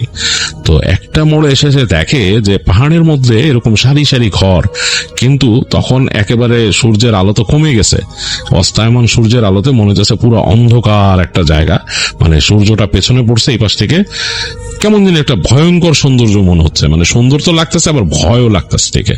তো ওই ছেলেটা দেখায় যে ওই জায়গা আমাদের যেতে হবে, চলো। তো সাফা বেশ ভয়ই পায় দেখে জায়গাটাকে, বলে হ্যাঁ একশো মানুষ থাকতে, বলে হ্যাঁ থাকতে, এখন কেউ থাকে না, ওই যে আমরা 3-4 জন এরকম, বাকি 2 জনকে আমি চিনি না। ছেলেটা বলছে আমার সাথে খুব একটা পরিচয় নেই, আমরা 2 জন 2 জনকে চিনি, খালা আর আমি, এবং আমাদের কেউ এখানে করার নাই, আমরা নিজেদের মতোই করি, ফার্মিং করি, নিজেদের মতোই করি, এগুলো বুঝাইতেছে। তো সাফাও শুনতেছে, শুনে শুনে যাচ্ছে। তো দেখলো যে এক সময় ওরা পৌঁছানোর আগে ওইখানে এমন একটা জায়গা উঠছে, এখন এই জায়গাটা একটা এলিভেটেড উপর দিকে যাচ্ছে, এখন কিন্তু অন্ধকার হওয়া শুরু করছে, মানে সূর্যের আলোটা পড়ে যাচ্ছে, আকাশের একটা সাইডে কমলা একটা আভা এরকম, আর সিঁড়িগুলো ওখানে পাহাড়ি মানে পাথর দিয়ে বানানো, বোঝা যাচ্ছে যে ওই গ্রাম বা যেখানে ওঠার জন্য যে জায়গাটা ছিল সেটা পাথরের। তো ওখান থেকে উঠতেছে, মানে পাড়া দিচ্ছে যে ঠক ঠক শব্দ হইতেছে, টায়ার্ড হচ্ছে তো সাফা, বেশ টায়ার্ড হয়ে যাচ্ছে। তো ছেলেটা মোটামুটি অভ্যস্ত, সে তো উঠে এখানে। তো উঠতে উঠতে বাঁক নিয়ে একটা জায়গায় চলে আসলো, সেটা একটা ছোট গলি। গলিটা কেমন ভুতুড়ে, ডান দিকের বাসাগুলা মুখ বদনান করে আছে, দরজা নাই, বাসা দরজা নাই। এখান থেকে ছাদ দেখা যাচ্ছে, আকাশে যে চাঁদ উঠছে, ওই ছাদের ভেতরে ছাদের অংশ নাই এটা। তো সাফা বুঝতে পারলো এইটা হচ্ছে পশ্চিমে, সে শুনছে ঘোস্ট টাউনের কথা, এটা কোনো ঘোস্ট টাউন, মানে অ্যাবান্ডন করে শহর চলে গেছে, সে বুঝতে পারছে পুরো। তো তার কাছে একটু বুক কেঁপে উঠলো যে এরকম একটা অ্যাবান্ডন জায়গা এত মানুষ থাকতে নাই। যাই হোক, হাঁটতে হাঁটতে ছেলেটা তাকে নিয়ে গেল একটা জায়গায়, যে দেখলো যে হ্যাঁ একটা ছোট্ট এক জায়গায় লাইট জ্বলতেছে, ওই জায়গায় উঠে গেল। ওখানে যে দেখলো যে একটা এরকম বয়স্ক মহিলা বাসার থেকে বেরোচ্ছে, বেরোতে ওই ছেলেটা তাকে বললো, মহিলাকে গ্রিট করলো। তো মহিলা বললো যে আমি যে নিয়ে আসছি আমার বন্ধুকে, ও আসছে ওদের দেশ থেকে, বললো দেশের নাম জিজ্ঞেস করলো, বললো যে ওইখানে এসে কাজ টাজ পায় না, আমাদের সাথে রাখতে চাইতেছি, আপাতত রাখি, আমার রুমেই রাখি, পরবর্তীতে ওকে দেখি এখানে একটা ব্যবস্থা করে দিব না রুম টুমের। তো মহিলা বললো যে হ্যাঁ। তো সাফা ওখানে যেয়ে দেখলো যে হ্যাঁ তাদের এই জায়গার মধ্যে টুকিটাকি ব্যবস্থা আছে, তাদের খাবার টেবিল আছে, রান্না করার জন্য গ্যাসের রাখা, সিলিন্ডার রাখা, মানে সব আছে মোটামুটি, তারা ব্যবস্থা করে নিছে এখানে। এবং তারা এখানে যে বিদ্যুতে ব্যবহার করতেছে জেনারেটর দিয়ে ব্যবহার করে, এবং এগুলারই মনে হয় যেসব রসদ নিয়ে আসে আর কি বাইরের থেকে এরা এরকম। তো যাক, সাফা বুঝলো যে এখানে মোটামুটি থাকা যাবে। তো ওই দিন রাতটা থাকলো, ওই ছেলের সাথে গল্প গুজব করলো, ছেলেটা তার ঘরেরই একটা কর্নারে দেখাই দিল সাফারা থাকার জন্য। তো থাকলো, তাদের গল্প গুজব হলো রাত্রেবেলা টুকিটাকি যায় ভাষায়, এবং সাফা বোঝা শুরু করছে। মানুষ অনেক সময় দেখা যাচ্ছে যে ভাষা না মিললে বডি ল্যাঙ্গুয়েজও বোঝায় এরকম, তো এইটা তো সে বুঝে যাচ্ছে।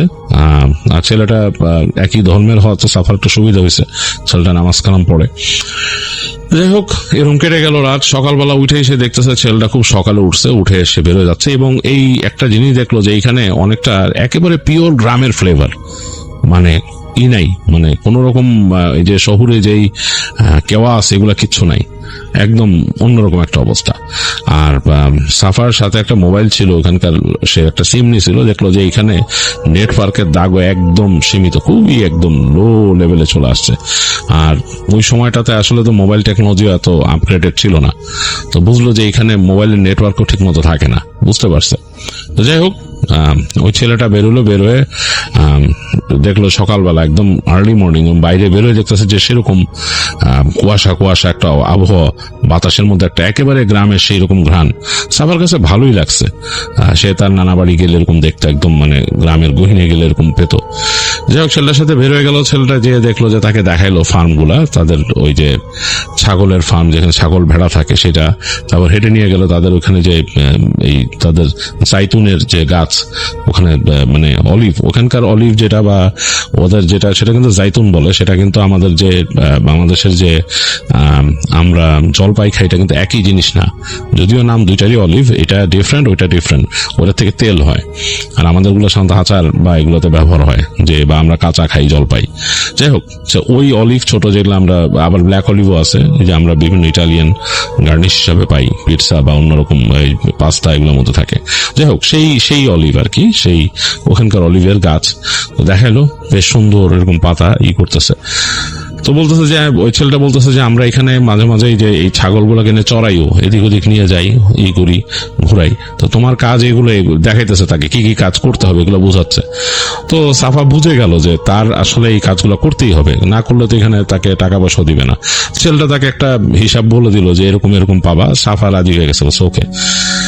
তো যাই হোক, ওই দিনও সে ওই ছেলেটার বাসায় থাকলো এবং তারপরেই তাকে ছেলেটা একটা ব্যবস্থা করে দিল, ওই আন্টিকে বলে, আন্টি কথা বলছে কার সাথে, কথা বলে তাকে একটা ব্যবস্থা করে দিল ওই ছেলেটা থেকে ঘুরে কাছাকাছি একটা এরকম একটা জায়গায় একটা ঘর। তো বললো যে এখানে থাকতে পারবা, এখানে এই অবস্থা, অসুবিধা নাই, এই বাসাটা মোটামুটি ইন্ট্যাক্ট আছে।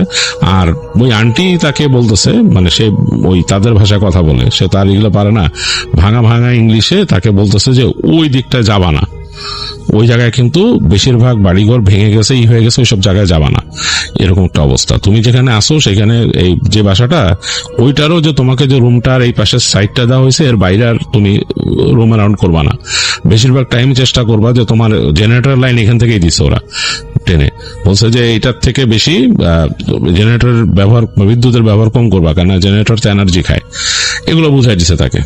আর বলছে যে খাওয়া দাওয়া রান্না তুমি আমাদের সাথে খেতে পারো এখানে এসে। ওই যে ছেলেটা আছে, ছেলেটা খায় বলে, ছেলেটা বলতেছে যে মানে তাদের খাওয়া একই রকম, তারা ভাত খায়, ভাত তরকারি এগুলা, আর ওই মহিলা খায়, বলছে যে আমার সাথে তুমি খেতে পারো। তো সাফা বলতেছে, সে লজ্জা পাইছে, সে বললো যে আমি আপাতত আমার কাছে অল্প কয়েকটা টাকা আছে, এটা আমি তোমাদেরকে দিতে পারি খাওয়ার জন্য, বাট এখন তো আমার কাছে আর নাই। তো ওই মহিলা তার এরকম হাত দিয়েই করে, আর ছেলেটা বলে তুমি চিন্তা করো না, পরে তুমি যখন আর্ন করবা তখন দিয়ে দিও, এখন খাও, খরচ নিয়ে এগুলো চিন্তা করো না। আর আমাদের এখানকার খাবার বেশিরভাগই এখানকার ফলানো, এই ক্ষেত্রের থেকে আমরা এই খুলি মাংস এখানকার এসে, তো এগুলো নিয়ে চিন্তা করো না, তুমি যখন ইনকাম করবা তখন তুমি দিও। তো আর রান্না বাড়া এখন আপাতত আমার কিচেনে এসে করতে পারবা, তোমার ওইখানে রান্না বাড়ার এসব দরকার নেই, তুমি তো পারবা না এগুলো এখন করতে। তো সাফা বলে ঠিক আছে। তো ওই ছেলেটাই সাফাকে তার রুমটা গোছায় দেয়, সে যেখানে থাকবে, তার ঘরের থেকে পুরোনো ওই যে ম্যাট্রেস ট্যাট্রেস তোষকের মতো ছিল আর কি, ওগুলো এনে রেডি করে দেয়, বলে যে আপাতত থাকো, পরে যখন আমরা ব্যবস্থা করবো অন্য কিছু। তো সাফা খুবই কৃতজ্ঞ এর প্রতি, ছেলেটা এত তাকে টেক কেয়ার করলো। তো সে মোটামুটি রুমটাকে নিজের মতো করে ফেললো, তার ব্যাগের মধ্যে কয়েকটা বই ছিল, এগুলো গুছায় রাখলো, এই তো। আর তার সেই মোবাইল ফোন, এবং সেটা নেটওয়ার্ক থাকেই না, ওইখানকার সিম লাগাইছিল সে। যাই হোক, সে কোনো মতে ঘরটার মধ্যে থাকলো, এবং একটা এরকম ল্যাম্প ওই ছেলেটা তাকে দিছে, ল্যাম্প দিয়েছে, ওটার মধ্যে দেওয়া, মানে তেল দেওয়া আর কি, জ্বালানি তেল দেওয়া ছোট্ট। তো বলছে যে এইটাই জ্বালাবা বেশিরভাগ সময় রাতের বেলা, তো জেনারেটর এগুলো আমরা বন্ধ করে দিব, তুমি এটাই জ্বালাও রাতের বেলা। তো অসুবিধা নাই, মোমো দিয়ে গেছে দুইটা। সাফা ওখানে মানে বেশ কমফোর্টেবলি, তার কাছে ভালোই লাগতেছে যে রুমটা তাকে দিছে, ওইটার মাথার কাছে একটা জানালা আছে, এই বড় লম্বা একটা জানালা, উপরে সুন্দর করে কাজ করা। তো ওইটা খুললে দেখা যায় এই পাশটার একদম মানে পাহাড়ের একটা সাইড দেখা যায়, গাছপালাগুলো যে নেমে গেছে পুরো দেখা যায়, তো খুব সুন্দর লাগে রাতের বেলা। তো প্রথম রাত সাফার ওইখানে থাকা। সাফা ওই ছেলেটার সাথে গল্প গুজব করছে অনেকক্ষণ, ছেলেটা 8টার দিকে চলে গেল ওখান থেকে। তো সাফা ঘরের মধ্যে বসে আছে, কিছু করার নাই। তো সে কিছু বই নিয়ে গেছিল বাংলাদেশ থেকে, ওগুলা কিছুক্ষণ পড়লো, পড়ে দেখলো যে আর তো কিছু করার নেই, ওগুলা রেখে ঘরের বাতিটা বন্ধ করে দিল, যেহেতু তাকে বলছে যে এই কারেন্ট বেশি ইউজ করতে না, আর জেনারেটর একটা পরে তারা বন্ধ করে দেয় রাতের বেলা। তো সে জানলা দিয়ে দেখতেছে যে খুব সুন্দর আলো আসতেছে চাঁদের, মানে চাঁদটা উঠছে পাহাড়ের এক পাশে, আলোটা একদম চিকন জানলা দিয়ে এসে পড়ছে এই পাশে, খুব সুন্দর লাগতেছে। তো সে অনেকক্ষণ এরকম দাঁড়ায় থাকলো, জানলায় দেখলো প্রকৃতি, ভাবতেছে দেশের কথা। তার বোনের সাথে তাদের একটা মানে তার একটা জিদ আছে, মানে ওই সাফা কিন্তু একটু স্টাবন ছিল, এখন নাকি অনেকটাই অন্যরকম হয়ে গেছে। তো বলছে তখন সে খুব স্টাবন ছিল, মানে খুব জিদ্দি, সে তার বোনের সাথে জিদ করে বোনের সাথে যোগাযোগ করে না এখানে এসে। তো সে ভাবতেছিল যে বোনের সাথে কবে যোগাযোগ করবো, এইসব বিভিন্ন ভাবনা ভাবতেছে। তো একসময় চিন্তা করলো ঘুমায় যায়, কেন চোখটা একটু ভারী হয়ে আসতেছে। তো সাফা ওই তার রুমের দরজাটা লাগাই দিল ভেতর থেকে, এতক্ষণ খোলা ছিল, ওখানে মানে কেউ নাই তো আসলে কিছু নিয়ে যাওয়ার মতো, আর রুমের মধ্যে তেমন কিছু নাই, তো এতক্ষণ খোলাই ছিল। তো রুমের দরজাটা লাগায় সে শুয়ে পড়লো। বেশ ঠান্ডা ঠান্ডা কিন্তু ওয়েদার, ওখানে একটা চাদর গায়ের মধ্যে নিয়ে নেওয়া লাগে তখন, এরকম একটা পরিস্থিতি। তো সে শুয়ে আছে আর জানলাটা খোলা রাখছে, বাতাস আসতেছে মাঝে মাঝে, বেশ ঠান্ডা হয়ে যাচ্ছে ঘরের ভেতরে, মানে খুব সুন্দর একটা ওয়েদার। তো সাফা ঘুমিয়ে গেছে এবং ঘুমের মধ্যেই ছিল, হঠাৎ করে সে শব্দ পেয়েছে, খটখট খটখট খটখট করে শব্দ হচ্ছে একটা, মনে হচ্ছে কাঠ নাড়ালে যেরকম শব্দ হয় সেরকম। তো সে মানে তার মানে ঘুমটাই দূর থেকে মনে হচ্ছিল শব্দটা হচ্ছে খটখট খটখট খটখট এরকম একটা শব্দ হচ্ছে, দূর থেকে শুনতেছিল এরকম। তো এটা আস্তে আস্তে যেহেতু তার ঘুম ভাঙতেছে, সে একসময় উঠে গেছে ঘুম থেকে। তো ঘুম থেকে উঠে সে দেখতেছে কোনো শব্দ নাই, চারিদিক নীরব। আবার হঠাৎ করে হলো খটখট খটখট খটখট করে শব্দ, মানে কাঁপতেছে কিছু, মানে মনে কাঁপতেছে, কাঠের জিনিস যদি কেঁপে বাড়ি খায় কোনো কিছুর সাথে এরকম। সে ভয় পেয়ে গেছে, এখানে কি মানে ভূমিকম্প হচ্ছে নাকি। সে জানে যে ইতালিতে বিভিন্ন জায়গায় হয় ভূমিকম্প। তো সে লাফ দিয়ে উঠে বসছে, উঠে দেখেছে না চাঁদের আলো পড়তেছে ঘরের মধ্যে, আরো বেশ আলোকিত হয়েছে ঘরটা, ওই চিকন জানালা তো খোলা, বাতাস আসতেছে। তো চিন্তা হলো কি এরকম শব্দ করতেছে, মানে তখন আবার শব্দ নাই, সে যখন খেয়াল করার চেষ্টা করতেছে আবার খটখট করে শব্দ হলো। তো সে বুঝতে পারলো যে তার যে রুমটা, তার রুম থেকেই কিন্তু এই পাশে একটা দরজা আছে, সেই দরজাটা লক করা, বন্ধ, এবং ওই বাসা ওই যে বাড়ির মূল আরেকটা এন্ট্রেন্স এটা আর কি। তো ওইখানে কিন্তু ওই ছেলেটা বলছে ওরে যে এখান থেকে ঢোকা যাবে না, এই বাসায় এই যে গেট টেট এগুলো খোলার চেষ্টা করো না কখন, এটা বন্ধ বন্ধ, আর এগুলারও কিন্তু ওনার আছে, তো সুতরাং বন্ধ করে রাখছে, বন্ধই, ওখানে যাওয়া যাবে না, তারা বলে দিছিল আগেই। তো এই তো ওইভাবেই মেনে চলছে, সাফা তো ওইটাই চিন্তা করছে। তো দেখলো যে ওই দরজার ওখান থেকে শব্দ আসছে, খটখট খটখট খটখট, মনে হচ্ছে যে দরজাটাকে কেউ এরকম করে বাড়ি দিতেছে খটখট খট করে ওই পাশ থেকে। চিন্তা করলো এত রাত্রে কে, এখানে তো কোনো মানুষ থাকার কথা না, আমি যা শুনছি এখানে মানুষই নাই। ওই যে আরো দুইজন যে আছে মানুষ থাকে, সেটা বলছে যে আরো নিচের দিকে ওই পাশে ঘুরে। তো বললো যে, এবং তাদের মধ্যে একজনকে দেখছে সাফা আসার পরে এই যে কয়দিনে, আর আরেকজনকে দেখে নাই। তো কি ব্যাপার, কে নক করে এখানে এরকম ভাবে নক বা সাউন্ড করছেন দরজায়, এবং রাতের বেলা বেশ ভয় লাগতেছে তার কাছে।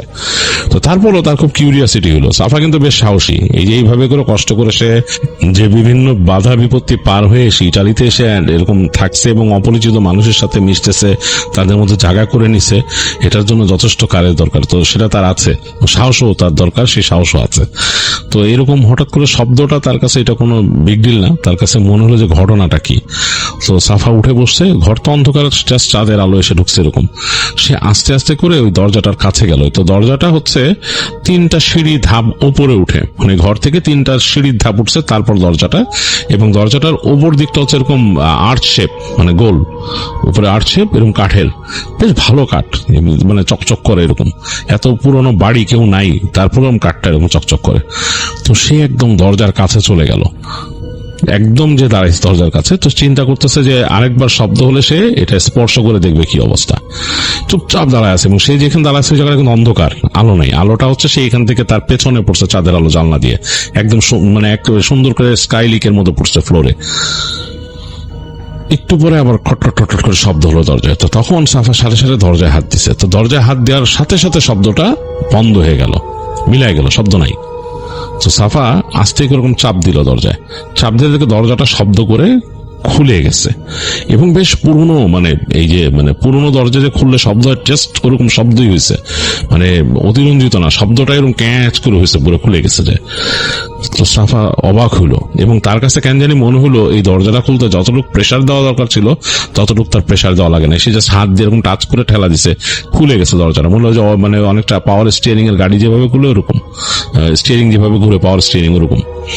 তো সাফার মানে বুকের মধ্যে ধক করে উঠছে, কারণ ওই পাশ থেকে সে মানে এই যে দরজাটা খুলছে দেখতেছে যে অন্ধকার, কিন্তু রুমের ভেতরে অন্ধকার, কিন্তু রুমের শেষ মাথায় আর একটা দরজা খোলা, এবং সেইখান থেকে উপরে মনে হয় ওইটার বাসার উপরে খোলা কোনো অ্যাট্রিয়াম বা কিছু আছে, ওইখান থেকে চাঁদের আলো এসে ওই দরজার সামনে পড়তেছে, কিন্তু সিঁড়ি ঘুরে নেমে গেছে নিচে, মানে একটা সিঁড়ি এরকম ঘুরে নিচে নেমে গেছে এইখান থেকে দেখা যাচ্ছে খোলা দরজা দিয়ে ওই আলোতে, ওই উপরে যে কাচের উপর থেকে যে আলো আসছে এটা।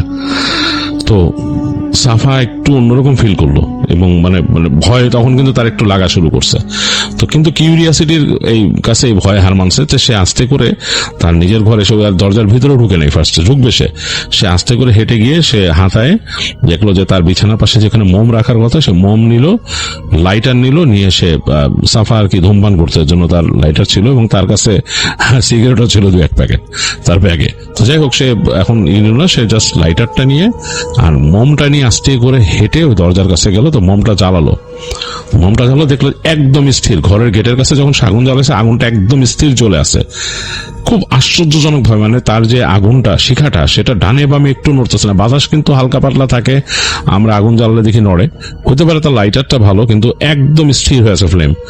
জ্বালানোর পর দেখলো যে মোমটা যে জ্বলছে সেখানে একদম স্থির ফ্লেম, ডানে বামে নড়ে না, একদম সোজা হয়েছে ফ্লেম। জিনিসটা একটু তার কাছে অন্যরকম লাগছে। যাই হোক, সে লাইটারটা পকেটে রেখে আস্তে করে সে মোমের আলোতে রওনা দিল। তো রুমের মধ্যে ঢুকে সে অবাক, রুমটার মানে 2 পাশে মাকড়সার জাল ছেয়ে গেছে, সোফা সেট আছে, টেবিল আছে এবং রুমের ভেতরে কয়েকটা পেইন্টিং লাগানো আছে এবং এই পাশে যে একটা কার্পেট বিছানো, সে কার্পেটটা অনেক পুরান, বোঝা হচ্ছে ধুলায় একদম শেষ, মাখামাখি হয়ে, মানে ওইটা কেউ টেক কেয়ার করে নাই। যাই হোক, মানে এই রুমটা, মানে এই দরজার ওই পাশটা অ্যাবান্ডন, সে বুঝতে পারছে। এবং মোমের আলো যেখানে পড়তেছে ফ্লোরে, সেসব জায়গায় কোনো ফুট স্টেপের দাগ নাই, মানে যে কেউ পাড়া দিয়ে গেছে, হেঁটে আসছে, কে শব্দ করতেছিল এখানে। সাফা বোঝার চেষ্টা করে যে বাতাস কি দরজাটাকে নাড়তেছিল। তখন বললো যে আমি কি বোকা, মোমের এই শিখা নড়তেছে না 1 ফোঁটা, এরকম মোটা দরজা। এবং সে খেয়াল করে দেখছে যে দরজা এরকম মোটা কাঠের, বেশ পুরু, মানে মিনিমাম ওইটা মানে প্রায় 2.5 ইঞ্চ বা 3 ইঞ্চ পুরু দরজা। এত মোটা দরজা কিভাবে এরকম করে, আর সে হাত দিয়ে ধরার সাথে খুলে গেছে। তো যাই হোক, সাফা কোনো কথা না বলে সে হাঁটা ধরলো, হেঁটে যাচ্ছে ওই মেন যেখানে আলো আসতেছে সামনে, ওই অ্যাট্রিয়াম উপর থেকে, ওই জায়গায় এসে দাঁড়ালো। তো বুকটা কেমন ধুক ধুক করতেছে, কারণ এইখান থেকে কিন্তু সে যেখানে দাঁড়ায় আছে তার সোজা একটা সিঁড়ি নেমে গেছে, এরকম বাঁকায় স্পাইরাল ভাবে নেমে গেছে, আর সামনে দিয়ে ঘুরে আবার ওইটা স্পাইরাল ভাবে উপর উঠছে, আর এইখানে একটা রেলিং কোমর পর্যন্ত। তো সাফা ওই রেলিং এর কাছে গেল, যে উপরে তাকায় দেখলো যে হ্যাঁ, আসলেই উপরের যে ইটা করছে ডোমের মতো করা, বাসাটার উপরে হালকা একটা ডোমের মতো করা, এই ডোমের পাশে গ্লাস আছে এবং গ্লাসগুলো এখন অক্ষত, ভাঙে নাই, গ্লাসগুলো ভাঙে নাই, ওইটার দিয়ে আলো এসে পড়তেছে এবং সে আলোতে দেখা যাচ্ছে। এবং এমন ভাবে ইঞ্জিনিয়ারিং করা এই ডোমটা যে মানে চাঁদের আলো হোক আবার দিনের আলো হোক, খুব সুন্দর করে এই জায়গাগুলোতে পড়ে। তো সাফা দেখে আস্তে করে মানে তাকায় দেখলো, আর অনেকক্ষণ অবাক হয়ে তাকায় দেখলো, ছোটখাটো ফ্রেস্কো আঁকা আছে আবার ওইটার মধ্যে। তো এর মাঝে সে দেখলো যে এই যে সিঁড়ি যেটা নেমে গেছে ওইটা, তো চিন্তা করলো যে উপর উঠবো না নিচে নামবো। তার মনের মধ্যে কিউরিয়াসিটি 2টা কাজ করতেছে। তো একবার মনে হলো যে তাকে তো ওই যে তার যে ফ্রেন্ড বা তাকে যে আনছে এখানে, ও তো মানা করছে এখানে ঢুকতে না। তো চিন্তা করলো দরজা খোলা, কে নক করলো, আমি কিউরিয়াসিটি থেকে ঢুকছি, কি হয়েছে। আর সাফার মধ্যে একটা কিউরিয়াসিটি বেশি, সে যখন নাকি বাড়িতে ছিল তখনও সে বন্ধুদের সাথে এদিক ওদিক যেত আর কি, ঘুরতে মুড়তে, যে কোনো জায়গায় একটু যদি শুনতো যে এখানে মানে একটু রহস্যময় কিছু আছে, সে যেত। যাই হোক, সে চিন্তা করলো যে আমি সিঁড়িতে নেমেই যাই, দেখি কি আছে, আর বাসাটা একটু ঘুরি কি অবস্থা। তো আস্তে করে মোমটা নিয়ে সে হাঁটা ধরলো। তো যখন হাঁটে তখনও দেখতেছে মোমের শিখা বেশ স্থির। এটা তার কাছে অবাক লাগতেছে যে হাঁটলেও তো একটা বাতাসের সাথে একটা হয়, কারণ ওখানে তো মুভিং না থাকলে, মুভিং বাতাস না থাকলেও তো ওখানে বাতাসটা আছে, কিন্তু শিখাটা বেশ স্থির হয়ে আছে। খুব একটু অবাক লাগতেছে তার কাছে, সে এটা তার কাছে একটু মানে এরকম সে দেখে নাই। যাই হোক, সে সিঁড়ি দিয়ে নামা শুরু করলো। দেখতেছে পাথরের সিঁড়ি, পাথর দিয়ে করা কিন্তু সিঁড়িটা। তো আস্তে আস্তে স্টেপ দিয়ে নামতে, স্পাইরাল মানে বাঁকানো, এরকম ঘোরানো সিঁড়ি। তো ঘুরে নামতে সে দেখলো যে একটা ফ্লোরে আসছে। সে বুঝতে পারলো যে তারা যেখানে উঠছিল ওইটা হয়তো বাসাটার গ্রাউন্ড লেন্থ, মানে বাসাটা যেখান থেকে বসে গ্রাউন্ড লেন্থ, কিন্তু এটা মনে হয় আন্ডারগ্রাউন্ড লেন্থ, মানে বাসার নিচের কোনো অংশ, এটা লাইক বেসমেন্টের মতো। এটা অনেক সময় ওই অঞ্চলে সেলার তৈরি হতো, ভাড়ার ঘর, সেখানে জিনিসপত্র রাখতো, ফসল টসল রাখতো, জিনিসপত্র শস্য রাখতো, বিভিন্ন রকম স্টোর জিনিস রাখতো, আর সেলারের মধ্যে তারা রাখতো, তাদের যে মদ এগুলো রাখতো আর কিরকম। তো ওই জায়গাটাও হয়তো এখানে আছে। তো দেখতেছে আসলে যা ভাবছিল তাই, এটা ইটস সেলার, মানে এখানে জিনিসপত্র রাখা হয় বিভিন্ন ভাড়ার মতো। সে দেখতেছে বিভিন্ন শেলফ রাখা, শেলফে কিচ্ছু নাই, শেলফগুলো ধুলা ধূসরিত। তো সাফা কাইন্ড অফ লাইক তার ইন্টারেস্ট হারায় ফেলাইতেছে যে এখানে নামলাম কেন, খামাখাই কিসের শব্দটা করতে গেছে, নাকি আমার শোনার ভুল। পরে চিন্তা করতেছে আমি তো জেগে থাকা অবস্থায় শুনছি শব্দটা। সে যখন নাকি চিন্তা করছে সে ঘুরে চলে যাবে উপরে, কিন্তু এখানে কিছু নাই, কারণ শেলফ দেখলো ঘুরে ফিরে কয়টা। তখনই একটা শব্দ পেলো যে সে যে রুমটার মধ্যে ঢুকছিল, মানে যেখানে শেলফ গুলা, সেটা হচ্ছে সিঁড়ি দিয়ে নেমে এসে সোজা ঢুকলে হাতের বাঁ দিকে এই রুমটা, কিন্তু ডান দিকে কিন্তু হেঁটে যাওয়ার আরেকটু রাস্তা আছে, তারপরে আরেকটা রুমের মতো এরকম বাঁ দিকে। তো ওইখান থেকে একটা শব্দ শুনলো, কেমন জানি কোনো মানুষ যদি ঢেকুর তুলে যেরকম শব্দ হয়, ওইরকম একটা ঢেকুর তোলার মতো শব্দ, কেমন জানি মানুষের ঢেকুর তোলার মতো শব্দ। তো সাফা একটু ভয় পাইছে তখন, যে এটা কি এরকম শব্দ করলো। পুরো মানুষের ঢেকুর তুললে মানে মানে পানি বা কোনো খাবার দাবার খেয়ে যেরকম ঢেকুর তুলে জোরে, সেরকম একটা শব্দ। তো সাফা একটু ভয় পেয়েছে, সে আস্তে আস্তে করে ওই রুম থেকে বের হয়ে সে মমটা নিয়ে আর একটু সামনে গেছে, মানে পাশের রুমের দিকে যেখান থেকে শব্দটা আসছে।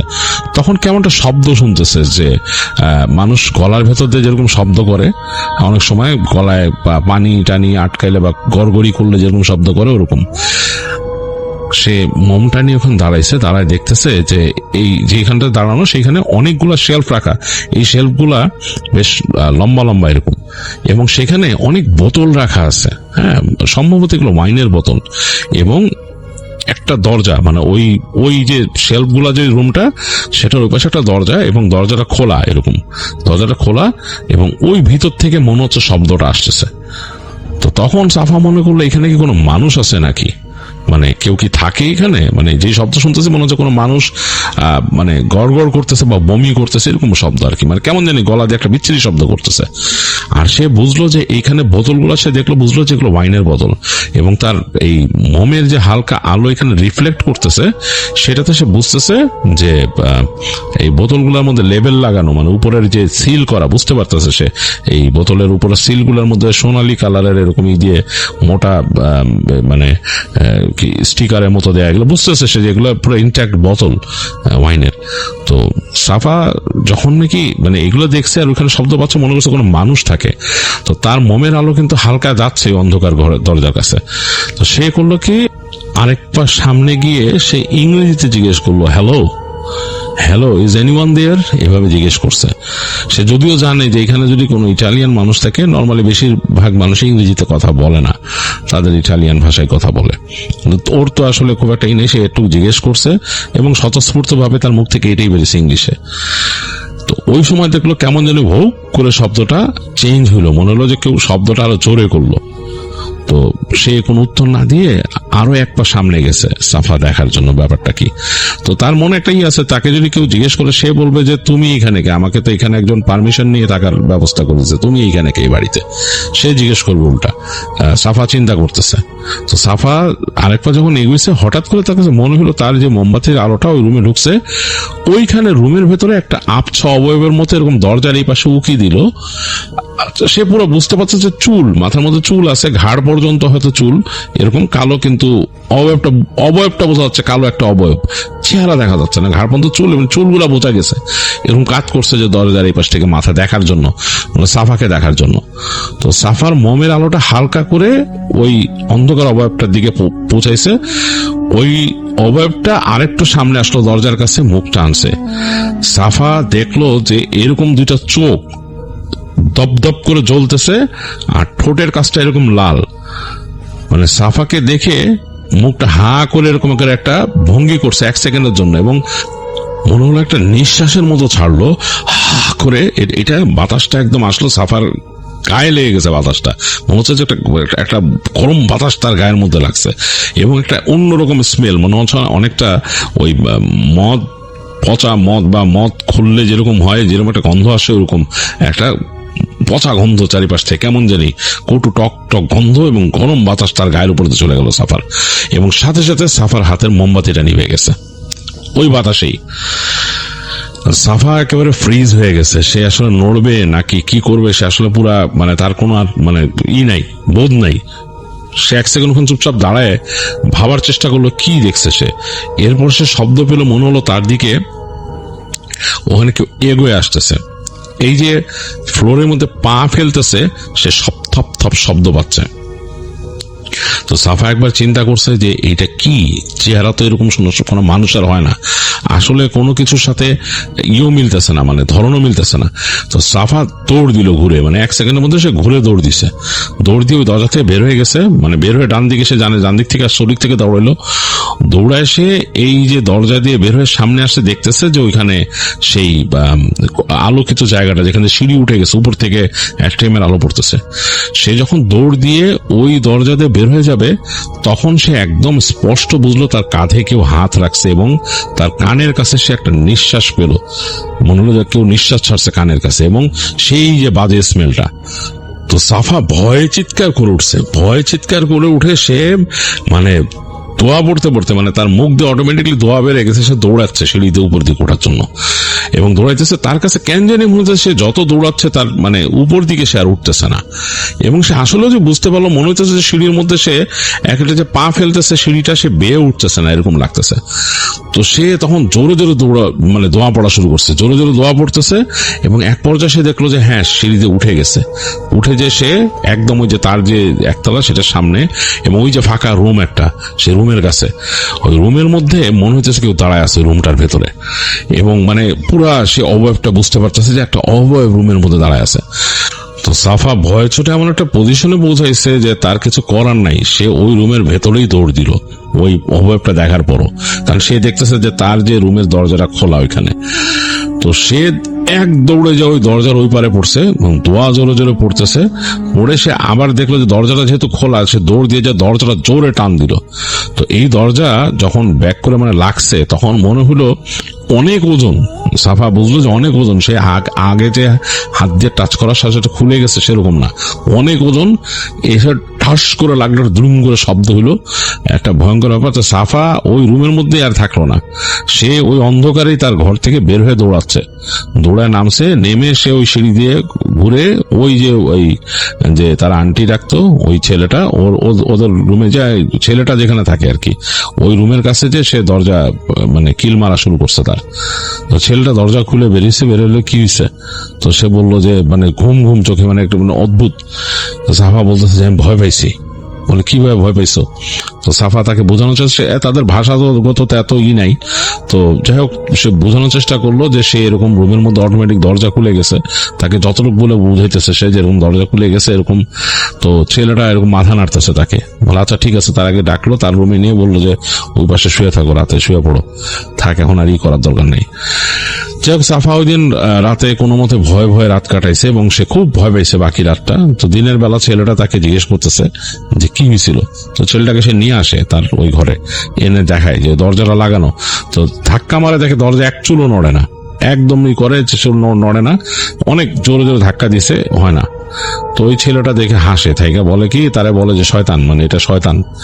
বলে যে এই জায়গাটা তারা যতটুকু বুঝায়, সে তো ছেলেটা তো মুসলমান, বলে যে এই জায়গা কিন্তু অনেক পুরনো শহর, তো অনেক রকমই আছে, এখানে জিন আছে, তো বেশি আগ্রহ দেখানোর দরকার নেই, কোথাও যেও না, তোমাদের থাকতে হয় তাহলে মানে চুপচাপ থাকো, এই করো না, এছাড়া আসলে উপায় নাই, যেখানেই থাকো।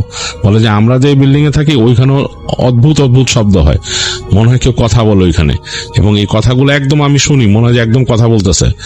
ছেলেটা বলতেছে যে আমার রুমে যে জানলা দেখছো, ওই জানলার কাছে আমি একদিন রাত্রেবেলা মনে হলো যে কিছু একটা উড়ে এসে বসছে, এরকম ডানা দিয়ে ঝাপটা এসে বসছে।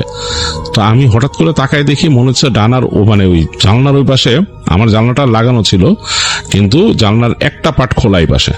তো আমি স্পষ্ট ছায়ায় দেখতেছি যে একটা ছায়া পড়ছে, মনে হচ্ছে যদি কেউ কোনো মানুষ বসে থাকে এরকম হাত দিয়ে ধরে কোথাও, মানে দুই পায়ের মধ্যে এরকম ইসের মধ্যে গেড়ে বসে থাকে কোথাও, জাস্ট সেরকম একটা ছায়া আমার জানলার কাছে, এবং ফিস ফিস করে কিছু বলতেছে অদ্ভুত ভাষায়। তো ছেলেটা বলতেছে যে অদ্ভুত ভাষায়, আমি কিছুই বুঝতেছি না। তো আমি তখন এখানে বসে দোয়া পড়লাম, দোয়া পড়ার সাথে সাথে আমার মনে হলো বট করে একটা শব্দ হলো, মানে পুরা মানে ডানা মেলে দিয়ে যেরকম পট করে শব্দ হয় ওরকম মেলে দিয়ে ওখান থেকে উড়ে চলে গেল। তো এরকম আছে, এগুলো তোমার জেনেই কাজ করতে হবে, অসুবিধা নাই, এটা তুমি এই তো আর কি করবা। তো এখন তুমি যেটা মনে করো এখানে তোমার আবার একটা ঘর ম্যানেজ করে দেওয়ার সময়ের ব্যাপার, কারণ এটা সম্ভব না। কারণ এখানে ওই যে মানুষগুলো যারা আছে তাদের যারা এটা কন্ট্যাক্ট পয়েন্টে থাকে তাদের সাথে যোগাযোগ করে করতে হয়। যাই হোক, সাফা ওই ছেলের সাথে কথা বলে তারপরে সে আবার মানে পরের দিন যায় থাকা শুরু করে ঘরে। তো এরপরে ওই রাতের বেলা শব্দ হইতো, এরকম পরপর টক টক টক টক করে শব্দ হইতো। সাফা কিছু বলতো না, চুপচাপ থাকতো এবং দোয়া পড়তো, দোয়া পড়ে শুয়ে পড়তো। তো এর মধ্যে সে কিন্তু কাজ শুরু করে দিয়েছে ওই ছেলের সাথে, যে ওই যে খাসির মাংস সেখান থেকে তাদের বানাইতে হইতো। মানে হঠাৎ করে মানে তাদের ওই মাংস যখন প্রিপেয়ার করার দরকার পড়তো, সেই তারা মাংসটাকে করতো, মানে খাসিটাকে ওইভাবে প্রসেস করে নিয়ে আসতো, মাংস নিয়ে আসতো, আবার দুধ দোয়াইতে হইতো, যাইতো। তো এর মাঝে একদিন এরকম সাফা কাজ পড়ছে, সেটা হচ্ছে যে ওই ওখানে অলিভের নিয়ে আসা, মানে ওই ছাড়ায় ছড়ায় তারপর নিয়ে আসতে হয়। তো সাফা তো এটাতে খুব একটা এক্সপার্ট না, তো সে ছাড়াইছে, ছাড়ায় টাড়ায় ওগুলো ভরছে এরকম বড় জারের মধ্যে। তো জারটা সে নিয়ে আসবে, এর মধ্যে তখন কিন্তু মানে বিকাল গড়াই গেছে, সন্ধ্যা, মানে এরকম একটা অবস্থা যে এখনই মানে সন্ধ্যা হবে, সূর্য ডুবে যাবে, এরকম অবস্থা। তো সিঁড়ি দিয়ে আসতেছে, তার কাজ হচ্ছে যে এগুলা নিয়ে সে এসে ওই ছেলেটা আর ওই আন্টি যেখানে থাকে ওই বাড়ির কর্নারে নিয়ে রাখবে, এগুলা ঢেকে রাখবে, তারপরে এগুলা পরের প্রসেস হবে। ট্রেনে উঠতেছে সিঁড়ি দিয়ে, এক পাশে সে দেখলো যে ওই রাস্তার কাছে একটা এরকম যে ছিল মেন হোলের মতো, এরকম ঢাকনা দেওয়া এরকম। তো সে ভাবছে যে এটা তো জানে যেটা যেখানে পানি, বৃষ্টির পানি টানি যায় শহরের কিছু। হঠাৎ করে সে শব্দ পাইছে তার সামনে, তখন কিন্তু ওই জায়গাটা অন্ধকার হয়ে গেছে, যে দুই পাশে দেয়াল দেয়া ওই জায়গাটা অন্ধকার হয়ে গেছে, মনে হচ্ছে কেমন করে যে একটা লিড যেরকম সরে সেরকম। তো সে চিন্তা করলো এটা কিসের শব্দ হচ্ছে, কোনো বাতাস উঠতেছে বা গ্যাস উঠতেছে এখানে, মানে বেশি হয়ে গেছে। তো সে ওই যে কন্টেইনারটাকে রেখে দিতেছিল মাঝে মাঝে, কেন উপর উঠতে কষ্ট হয়, আবার টেনে টেনেও সে উঠাইতেছিল, এরকম করতেছিল, মানে সিঁড়ির মধ্যে রেখে টেনে আবার উঠাইতেছিল, ওইটার একটা পাশ এরকম গ্র্যাব করারই আছে। তো সে পেছন ফিরে আবার ওটাকে টেনে উঠাইতেছে, এর মধ্যে কিন্তু বেশ অন্ধকার। যখন ওই কাছাকাছি চলে আসছে, হঠাৎ করে সে মানে মনে হলো তার শব্দে যে ওই স্ল্যাব সরে গেছে, ওইদিকে কে যেন সরাই দিছে স্ল্যাবটা ঘর করে। তো সে পেছন ফিরে তাকাইছে, তাকায় দেখলো যে স্ল্যাবটা অনেকটা সরে গেছে, ওই জায়গায় মনে হচ্ছে তার কাছে যে কেউ তাকায় আছে ওইটার ভিতর দিয়ে, মানে স্ল্যাবের নিচের অংশটাতে কেউ তাকায় আছে তার দিকে, কিন্তু সে চোখ বা কিছু বুঝতেছে না। তো একটা সাইড যেখান থেকে সরে গেছে ওই জায়গাতে একটু উঁচা হয়ে আছে, আর মনে হচ্ছে একটা অবয়ব এই অন্ধকারের মধ্যে যে ওইটার মধ্যে আছে, মানে কেউ একজন তাকায় আছে ওই জায়গা দিয়ে। একদম সে স্পষ্ট শুনলো যে তার নাম ধরে ডাকছে ওখান থেকে, মানে এখন ফিস ফিস শব্দে সাফা বলে তাকে ডাকছে। তো সাফার সারা শরীরে রোম দাঁড়ায় গেছে, সে ভয়ে ওখানে চুপচাপ বসে পড়ছে, কারণ সে ওই জায়গাটা পার হয়ে যেতে হবে তার ওখান থেকে। তো সে ওখানে বসে সাথে সাথে দোয়া পড়া শুরু করছে, সূরা পড়ছে। সূরা পড়ার পর দেখলো যে কিছুক্ষণ চোখ বন্ধ করে ফেলছে সাফা ভয়ে, একটু পরে দেখলো যে না, আর কোনো শব্দ নাই, চুপচাপ, আর তার কানে কাছে কেউ ডাকে না বা কিছু না। তো উঠে বসে তাকাইলো, দেখলো অন্ধকার ঘুরঘুরটি, ওই জায়গায় মেন হলে যে লিডটা একটু সরছে, ওটা সরেই আছে ওই জায়গাটা। আর কিছু করার নাই, ও দোয়া পড়তে পড়তে ওখান থেকে ওই অলিভের ওইটাকে টেনে উঠাইলো, উঠে সে একদম ধরে উঁচা করে দোয়া পড়তে পড়তে ওইটাকে সামনে ধরছে ভয়ে। তারপর সে আস্তে আস্তে করে হেঁটে সাইড হয়ে আসলো, এসে যখন নাকি ওই ছেলেটা এখানে আসতো নাম ধরে ডাকা শুরু করছে জোরে জোরে। ছেলেটা আসছে, আসার পর সাফা বললো যে এরকম এরকম ব্যাপার, এরকম আমি শব্দ পাইছি, এরকম এরকম হয়েছে। ছেলেটা বলে তো তোমার তো ভালোই পাইছে মনে হয়, তাহলে এখানে মহিলা কেমনে থাকবা, এ তো মানে খুবই কঠিন। তো সাফার মন খুব খারাপ হয়ে যায়, কারণ সে সাস্টেন করবে কিভাবে এরকম হইলে। সে ওগুলা রাখছে, বাসায় যে যাবে তার ভয় লাগতেছে একদম। তো ছেলেটা বলছে আসো তোমার পৌঁছায় দিই, কিন্তু তোমার প্রতিদিনই আমার পৌঁছায় দিতে হবে বলে হাসতেছে। সে বলে তোমার বিশ্বাস করতেছো না? ছেলেটা বলে যে আমি তো দেখি না এরকম, আমি ওইটা দেখছি একবার এরকম, বাট এরকম এরকম এই জায়গায় মেন হল কোথায়? তো ছেলেটা বলে আসো চলো যাই। ছেলেটার হাতে একটা ফ্ল্যাশ লাইট ছিল, সে হেঁটে ওই অন্ধকার রাস্তা দিয়ে আসতেছে।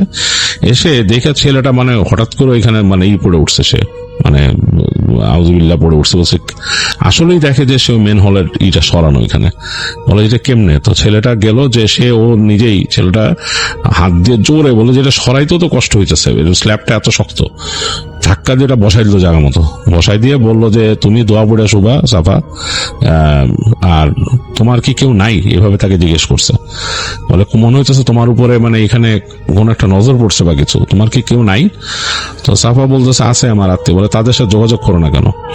বলে করি না, এই মানে এই করে। তো ছেলেটা বলে মানে তোমার কি মোবাইলে নাই? তো সাফারের মধ্যে কিন্তু মোবাইলও আর ও সে যে কিনছিল ওখানে যে একটা প্রিপেইড সিম কিনছিল, ওইটারও তার ছিল না, কার সাথে কমিউনিকেট করতো না। তো ওই ছেলেটা তখন বলে যে তুমি কেউ থাকলে তার নাম্বারে কল দাও, কথা বলো তুমি, আমি তোমার এই করি। তো দেখতে যে ওই তাদের মোবাইলে ওই তখন এরকম 2 দাগের মতো নেটওয়ার্ক আছে। তো হাঁটলে ওই ছেলেটার সাথে যে এক জায়গায় বসলো, বসে দেখলো যে হ্যাঁ নেটওয়ার্ক একটু আছে। ওই ছেলেটা বললো যে তুমি কল দাও। তো সাফা বললো যে আমি কল দিব, এটা তো মনে হয় এখান থেকে লং ডিস্টেন্স হবে, ওগুলা তুমি পরে চিন্তা করো, তুমি কল দাও। তো সাফা বসে তার মোবাইল বের করে সেখান নাম্বার নিয়ে, বোনের নাম্বার নিয়ে, মানে খুব ইতস্তত করতে করতে বোন সে কল করেন একদিন, তার ভিতরে জিদ যে সে কল দিল। তো দেওয়ার পরে তার রিং বাজছে, তো বোন ধরছে, সে ভয় পেতেছিল অপরিচিত নাম্বার দেখে বোন ধরে কিনা বা এরকম। ধরছে, ধরার পর সে বোনরে বললো, বোন নাম ধরে বললো। তো বোন তো খুব আবেগ আপ্লুত হয়ে গেল, কান্না করে দিল ফোনে। তো বললো যে আমি এরকম আছি অমুক জায়গায়, এরকম এরকম সমস্যা। তো সাফা পুরো হাল ছেড়ে দিচ্ছে, সে তার বোনের উপর সব মানে ছেড়ে দিচ্ছে, যে এখন তার বোন তাকে এখান থেকে কিভাবে কি করবে সে আর কিছু চিন্তা করতে পারতেছে না। তো বোন বললো যে ওখানে কার সাথে আসিস, কি ব্যাপার? তো সে ওই ছেলেটার বললো যে অমুক আমার খুব ভালো একজন বন্ধু, ওর সাথে আসি। তো ফোনটা দেয়, তো ওর বোন ওই ছেলেটার সাথে কথা বলে। ওই ছেলেটাও কিছুটা ইটালিয়ান শিখছে, সাফার বোন ইটালিয়ান ভাষা কথা বলতে পারে। যা কথাবার্তা বলে বললো যে সাফাকে আবার ফোন দিল, বললো যে তুই এখানে থাক, 2 দিনের মধ্যে তো দুলাবাড়িতে ব্যবস্থা করতেছি। তো যাই হোক, ফোন রাখার পর সাফা তো মানে মনও খারাপ আবার খুশিও। ছেলেটা খুব হ্যাপি, বললো যে তোমার বোন খুব ভালো, তোমাকে নিয়ে যাবে। তোমার যেহেতু বোন আছে, তুমি কেন বোনের সাথে যোগাযোগ করো না, এরকম কষ্ট করতে গেছো এই সেই। আমার তো এখানে কেউ নাই দেখে আমি এখানে থাকছি এক সময়, এখন ওই আন্টিরে পাইছি, আন্টি আমার খুব আপন। যাই হোক, আমার মায়ের মতো তিনি, এরকম বুঝাইছে আর কি। তো বোঝানোর পরে তারপর সাফাকে নিয়ে আসে, এনে তা বলে যে তুমি আজকে আর তাহলে এখানে থাকো না। সাফা বলে যে না, আমি আজকে ওই রাত্রে ওই বাসায় থাকবো, মানে আমার রুমেই থাকবো, টেনশন করো না, চিন্তা নিও না। আমি যেহেতু আমার বোনের সাথে কথা হয়েছে, ও দেখি কি ব্যবস্থা করে এসে। আর তুমি এই যে তোমার যদি কল করে আমার বোন, তুমি বলো যে আমাকে মানে কোথায় কি আসতে হবে, বলে হ্যাঁ ওগুলো কোনো চিন্তা করো না, এই সেই। যাই হোক, সাফা ওই দিন রাতের বেলা যখন নাকি ঘরে ঘুমায়, ওই পাশের দরজার ওই পাশ থেকে নাকি তাকে নাম ধরে ডাকছে অনেকবার। সাফা ঘুমায় ছিল, সে রাত্রেবেলা ওই দরজায় নক শুনছে এবং তার নাম ধরে ধরে ডাকছে। এবং ডাকটা প্রথমে শুরু হয় ভারী কণ্ঠে মনে হয়, তারপরে মানে মানে ফিসফিসানি ভারী কণ্ঠ, তারপর একটা নারী কণ্ঠের মতো হয়ে যায় এবং মানে খুব অন্যরকম ভাবে ডাকতেছে। মানে সাফা চিন্তা করে যে অনেকটা তার মানে সেন্স চলে যাবে এই ডাকে, এরকম মনে হয় সে নিজেকে হারায় ফেলতেছে এরকম। বাট সে ওই সূরা পড়া শুরু করে, করতে করতে আস্তে আস্তে তার এই মানে ডাকটাও থেমে যায় এবং মাথা থেকে চিন্তা চলে যায়। যাই হোক, ঘুমায় যায় সে। তো এরপরে 2-1 দিনের মধ্যেই সে পায়, তার দুলাভাই কল করছে, ওই ছেলেরা তাকে ফোন এনে দেয়, কথা বলে, বলার পর দুলাভাই ব্যবস্থা করে। তো একদিন দেখে যে ঠিকই তার দুলাভাই চলে আসছে ওই এলাকায় এবং এসে হেঁটে হেঁটে ওই ছেলের সাথে কন্ট্যাক্ট করে বের করছে কোথায়। দুলাভাই দেখে তো সাফা অনেক আবেগ আপ্লুত, কান্নাকাটি। তো যাই হোক, তারপরে বিদায় নিয়ে ওই আন্টির কাছ থেকে আর ওই ছেলেটার কাছ থেকে বিদায় নিয়ে তাদেরকে অসংখ্য ধন্যবাদ দিয়ে সাফা ওখান থেকে চলে আসে। তো ওরা নাকি খুব খারাপ ফিল করছিল সাফার জন্য, কান্নাকাটি করছে ছেলেটা। সাফাও খুব মন খারাপ করছিল, আসার সময় তারও খুব মন খারাপ হয়েছিল। তো যাই হোক, সে ওখান থেকে চলে যায় দুলাভাইয়ের সাথে, ওই রাস্তা পার হয়ে তাকে যে নিয়ে আসে, যে পর্যন্ত গাড়ি আসে সেখানে তার দুলাভাই গাড়ি রেখে আসছে আর কি, দুলাভাইয়ের ফ্রেন্ড ছিল সাথে। তো যাই হোক, তারপরে ওখান থেকে চলে যায় সে এবং তার দুলাভাই তাকে পরবর্তী ওখান থেকে নিয়ে আসে তাদের ওইখানে। আস্তে ধীরে সবকিছুরই ব্যবস্থা হয়। আর সাফার যেটা হয়েছিল, সাফা নাকি রাতের বেলা দুঃস্বপ্ন দেখতো, আর তার কাছে মনে হইতো সবসময় যে তার বোনের বাসা আসার পরও যে বাথরুমের মধ্যে তার জন্য কেউ ওয়েট করতেছে এরকম। মানে সে বাথরুমে যেতে পারতো না, বাথরুমে যাওয়ার আগেই তার কাছে মনে হতো যে কেউ একজন বাথরুমের মধ্যে বসে আছে। তো সাফার বোন তাকে ওইখানে খুঁজে, ওখানকার যে লোকাল একটা জায়গায় একটা মসজিদ ছিল, সেখানে মানে ছোট মসজিদ, খুব বড় না, তো সেখানে একজন ইমাম সাহেব ছিলেন, তার কাছে নিয়ে যান, তিনি নন বেঙ্গলি। তো তার কাছে নিয়ে ঝাড়ান, তো বলে যে খারাপ জিনের নজর পড়ছে। সাফা দেখতে শুনতে মাশাআল্লাহ ভালো ছিল বেশ। তো ইমাম সাহেব বলেন যে ছেলেটার উপর খারাপ জিনের নজর পড়ছে, এরকম সে কোথাও ছিল সেখান থেকে দেখছে। তো বলে যে আমার ভাই এরকম অ্যামান্ডান একটা বিল্ডিং এর মধ্যে, বলে যে ওইখান থেকে নজর পড়ছে, খারাপ জিন, ভালো না।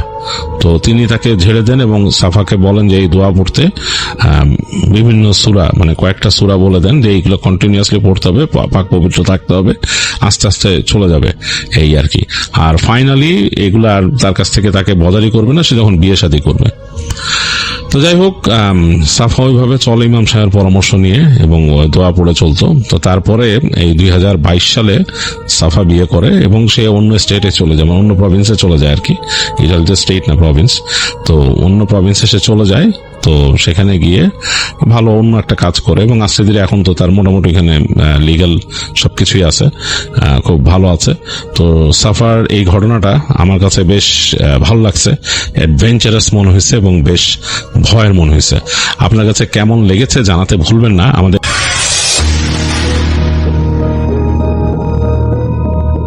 আজ আমরা আমাদের ভিডিওতে প্রথম যার ঘটনাটা শুনবো সেই ঘটনার ইমেলটি আমাদেরকে পাঠিয়েছেন মাগুরা থেকে মোহাম্মদ তানজিল হোসেন। তাহলে চলুন তানজিল হোসেনের ইমেলটি পড়ে তার ঘটনাটি জানা যাক। তানজিল হোসেন তার ইমেলে লিখেছেন, আসসালামু আলাইকুম ইমরান ভাই, আপনি কেমন আছেন? আশা করি মহান আল্লাহ তাআলার অশেষ রহমতে ভালো আছেন। আমিও ভালো আছি আলহামদুলিল্লাহ। ইমরান ভাই, আমি আপনার নিয়মিত একজন শ্রোতা, সবসময় আপনার প্রতিটি ঘটনায় লাইক কমেন্ট করি। কিছুদিন আগেই আমি অ্যাম্বুলেন্স সংক্রান্ত একটি ঘটনা জানতে পারি। আমার কাছে ঘটনাটি অত্যন্ত লোমহর্ষক মনে হয়েছে, তাই আর দেরি না করে আপনাকে লিখে পাঠালাম। ঘটনাটি আমি শুনেছি আমার বন্ধুর কাছ থেকে। ঘটনাটি যার সাথে ঘটেছিল সে আমার বন্ধুর এলাকায় থাকে। তার নাম মোহাম্মদ রনি। প্রায় বছর খানেক হয়েছে সে অ্যাম্বুলেন্স ড্রাইভিং এর পেশায় যুক্ত হয়েছে। আজ আমি রনির ঘটনাটাই আপনাকে লিখে পাঠাচ্ছি। বলছেন মোহাম্মদ রনি, শহরের বুকে অ্যাম্বুলেন্সের স্টিয়ারিং হুইল ধরে আছি আজ 7টা বছর। কম তো দেখলাম না। কত মানুষের জীবনের শেষ নিঃশ্বাস এই গাড়ির ভেতর মিশে গেছে। কত বাচ্চার প্রথম কান্না শুনে হাসপাতাল থেকে বাড়ি পৌঁছে দিয়েছি। আবার কত মায়ের বুক ফাটা আর্তনাদ এই গাড়ির ধাতব দেয়ালে প্রতিধ্বনিত হয়েছে, তার কোনো হিসাব নেই। রক্ত, ঘাম, চোখের জল আর তীব্র ফিনাইলের গন্ধ, এগুলোই আমার জীবনের নিত্য সঙ্গী। রাত বেরাতে হাসপাতালের ইমার্জেন্সি থেকে ফোন আসাটা আমার কাছে ডাল ভাতের মতোই স্বাভাবিক। কিন্তু সেই রাতের ফোন কলটা যে আমার জীবনের সবচেয়ে ভয়ঙ্কর অধ্যায়ের সূচনা করতে চলেছে, তা যদি এক মুহূর্তের জন্য আজ করতে পারতাম, তবে হয়তো সেদিন পেশার দোহাই দিয়ে নিজের প্রাণটাকে বাজি রাখতাম না। রাত তখন কাটায় কাটায় 2:17 সবেমাত্র এশার নামাজ শেষ করে একটা লম্বা ট্রিপের ক্লান্তি নিয়ে বিছানায় গায়ে লিয়েছি। এমন সময় ডিসপ্যাচার রফিকের কর্কশ গলার ফোনটা আমার ঘুমের 12টা বাজিয়ে দিল। রনি ভাই, ঘুমালেন নাকি? একটা আর্জেন্ট কেস আছে। শহর থেকে প্রায় 50 কিলোমিটার দূরে ওই যে কুসুমপুর গ্রাম চেনেন তো, ওখান থেকে একটা বডি আনতে হবে। 10-12 বছরের একটা ছেলে সাপের কামড়ে মারা গেছে। ওর দাদা দাদি ওর সাথে আসবে।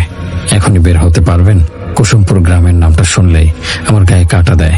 দুর্গম অনুন্নত একটা এলাকা, পিচ ঢালা রাস্তা শেষ হওয়ার পর প্রায় 10 কিলোমিটারের ভাঙাচোরা কাঁচা রাস্তা। বর্ষার দিনে তো কথাই নেই, যেন সাক্ষাৎ দোজকের পথ। কিন্তু পেশার তাগিদে না করার উপায় নেই। আমি আমার বিশ্বস্ত সহকারী বছর করির তরুণ হৃদয়কে ফোন দিয়ে জাগিয়ে তুললাম। ও আমার সাথেই হাসপাতালের কোয়ার্টারে থাকে। বেচারা ঘুমের ঘরেই আসছে ভাই বলে ফোনটা রেখে দিল। আধ ঘন্টার মধ্যে আমরা দুজন অ্যাম্বুলেন্স নিয়ে বেরিয়ে পড়লাম।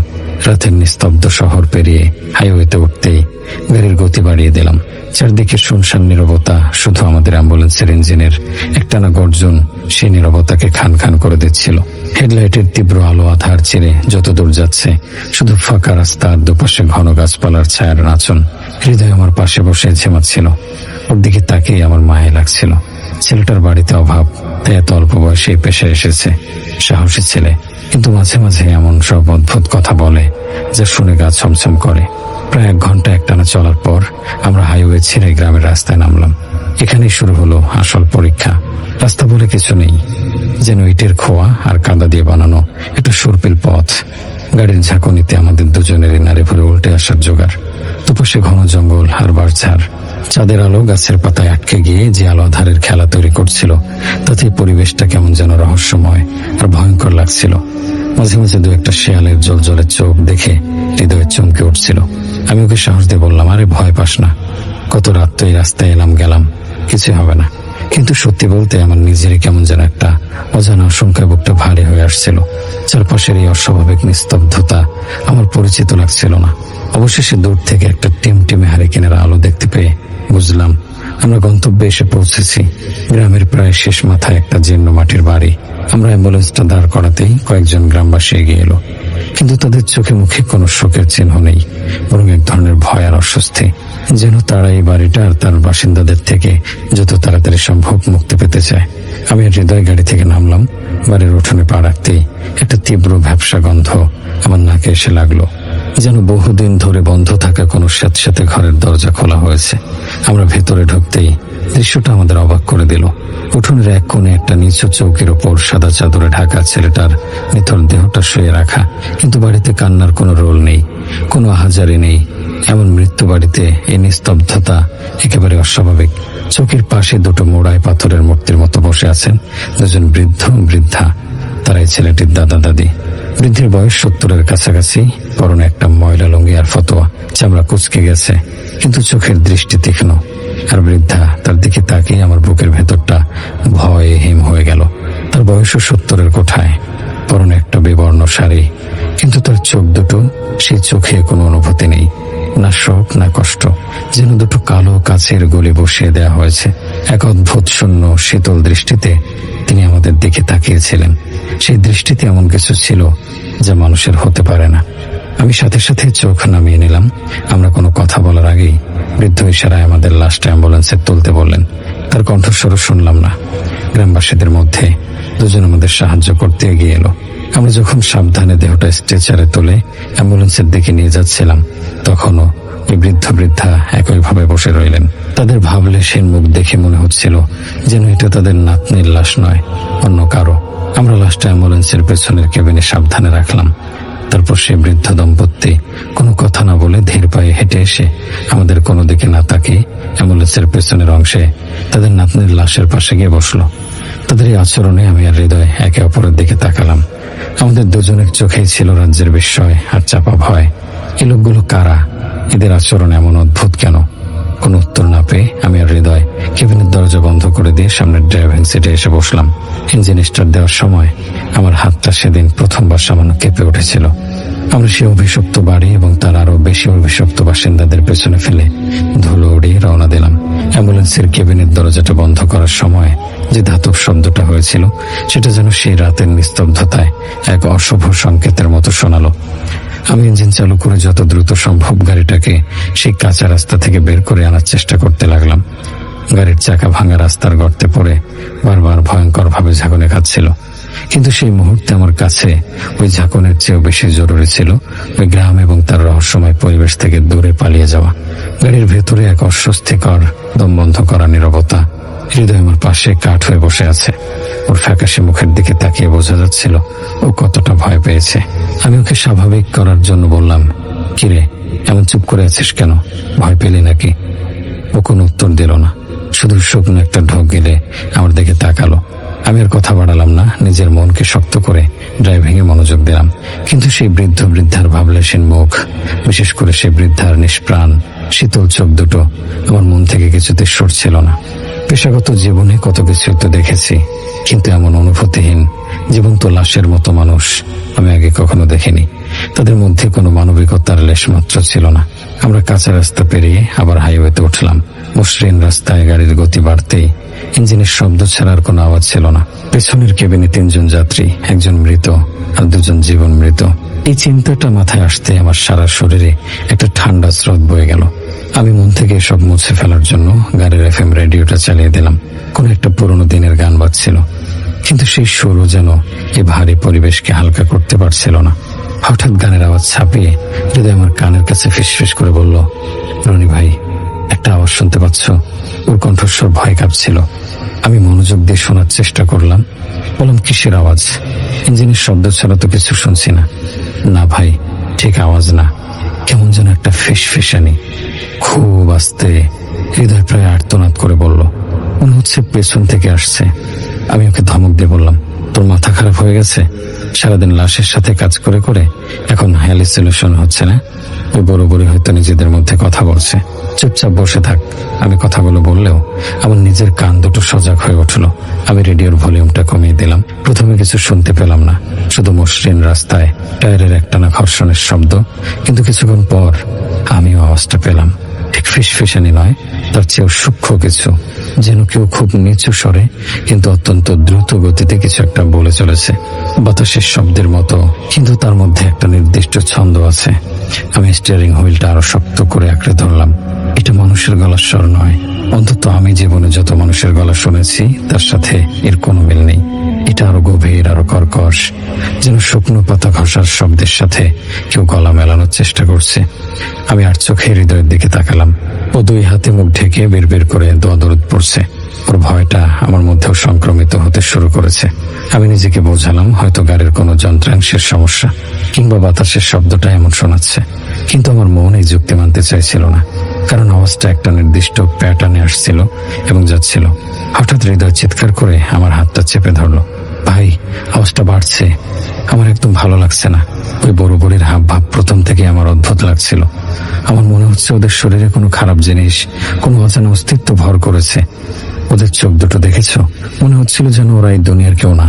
ওর কথাগুলো আমার বুকের গভীরে গিয়ে আঘাত করলো, কারণ আমিও ঠিক একই কথা ভাবছিলাম, কিন্তু মুখে প্রকাশ করার সাহস পাচ্ছিলাম না।